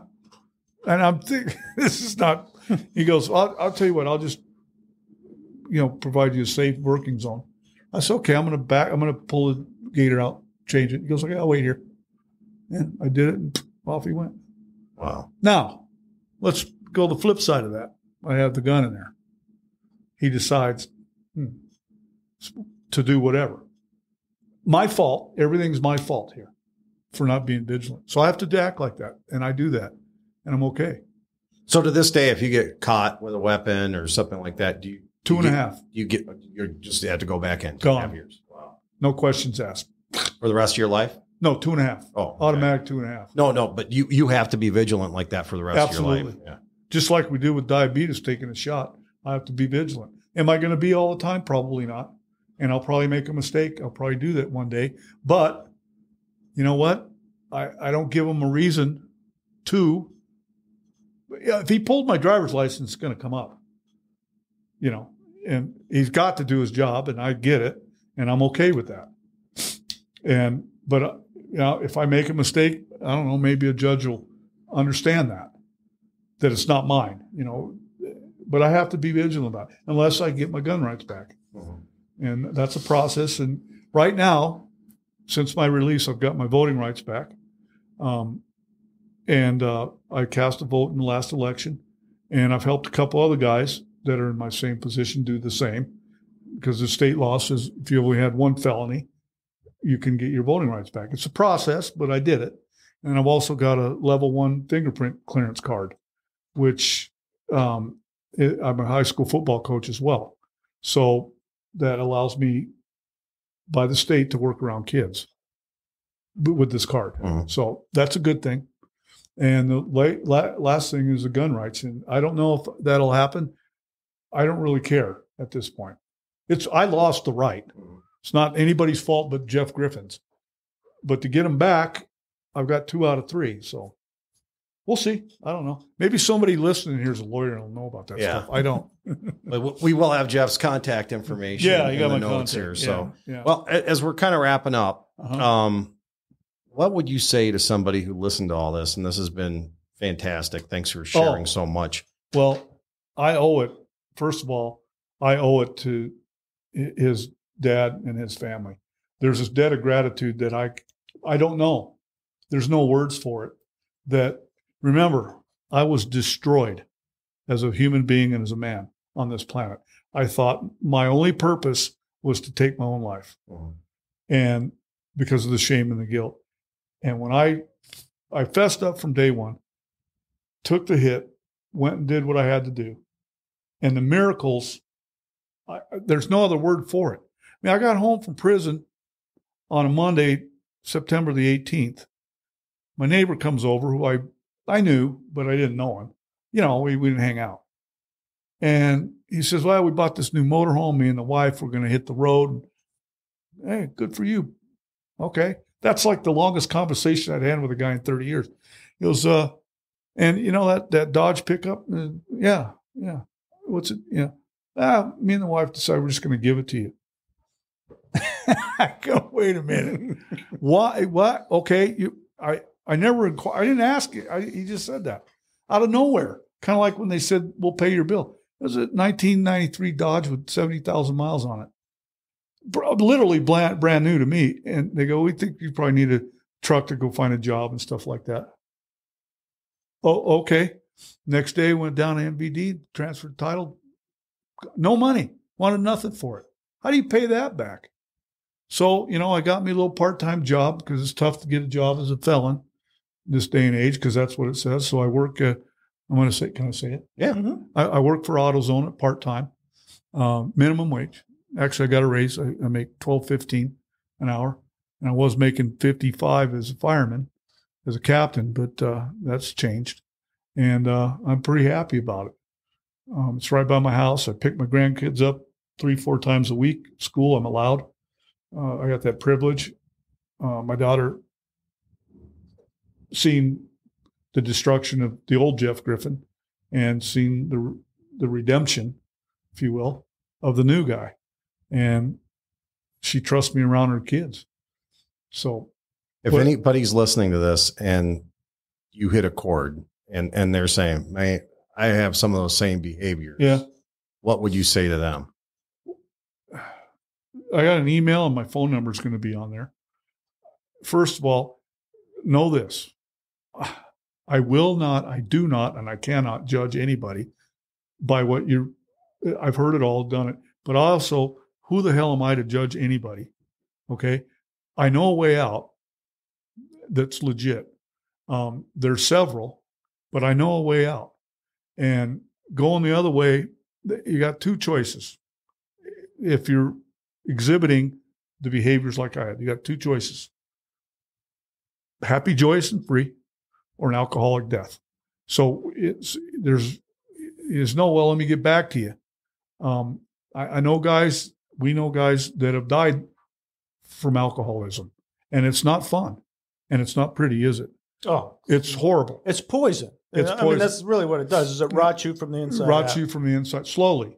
Yeah. Now, I'm not talking, and I go to places. I'm not that guy. I'm not a reformer. I don't go to alcoholic places or where it serves alcohol. It's like, I don't do that. I just do this. I go in, and I know that stuff and me doesn't mix. Okay, if you want to get slopped up. Good for you. You might not be like me. I don't care. I really don't. I see people. I go to places where people drink all the time, and I just know that it's not for me. That's it. That's where I leave it. You want to talk? I'll hit some chords with you that normal people that aren't as bad as us will understand. Normal people don't understand alcoholics. There's a difference. There's a difference between a social drinker, which I don't even know what exists, and there's a difference between a heavy drinker and an alcoholic. There's a difference. Alcoholic is a sickness. It's a disease. Heavy drinking isn't a disease. It's just heavy drinking. I know guys that are heavy drinkers. They can go out and drink a handle of freaking Black Velvet and smoke 4 packs of cigarettes, and they live till they're 90. Uh-huh. Okay? Alcohol does not affect them like it does me. Well, if you're a me, I'm all ears. And I'll come to you. I'll go to you. Whatever. Let me tell you, my finances were, this is part of what I did. My finances were horrible when I got out of prison. Horrible. My wife saved our house. I don't know how. She got one of those what kind of loans are they? Loan modifications. That saved the house. Well, now with the boom in the economy, house is gone. My house appraised at a nice price. So I said, I'm going to try refinance. I don't know why, but I'm going to give it a shot. 4 liens on my title. It was horrible. No, it was actually comical. Looked like my freaking grad college, what you call it? What's that called? Transcript? Transcript, yeah. Withdrawal. Yeah. So I went through the process. Took normal people, they do in about 30 days. Me, it took about 100 days and it finally did. So I was able to right the ship a little bit and pay off a place called, I don't know if anybody's heard of this, called the IRS. And yeah, paid them off, paid some other stuff off, got the things, got it all cleared up, get my credit rating back to approve, good, which has never been ever has my credit rating been this high. And that's what I do is I'm different now because I care about that stuff. Back in the day, I didn't care about it. I just got mad. So if you're out there and you're suffering, there is a way out. I might have an answer. I might not. I ain't going to preach to you. I'm not going to talk about recovery. I'm not going to do anything like that. That's not how I operate. When you bring it up, then you're ready. But until you're ready, I'll just talk. Well, we'll talk about the roof. I don't care. We go to lunch. I don't talk about recovery to anybody. I don't know. Somebody asks me, I'll tell them. But okay. But, that's it. That's what I do. All right. I'm not a preacher. Just so you know, I'm not a preacher. I have nothing against them, but I'm not that guy. All right? That's it.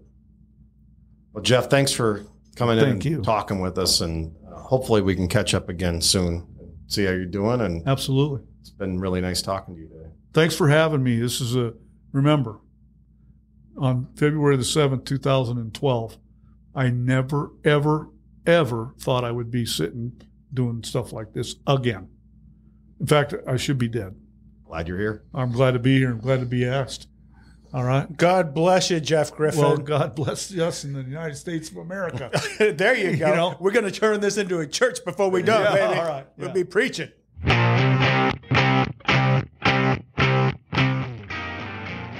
And that wraps up this edition of Bee Shifter. We want to thank Jeff Griffin for sharing his experience and everything that he went through, from the fall through the roof to being incarcerated to bouncing back beautifully.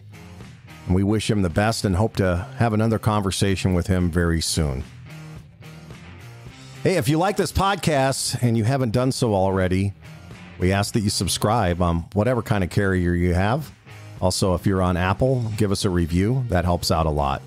If you have any comments for us, feel free to email me. My email is in the show notes. Until next time, thanks for listening to Bee Shifter. Please be safe.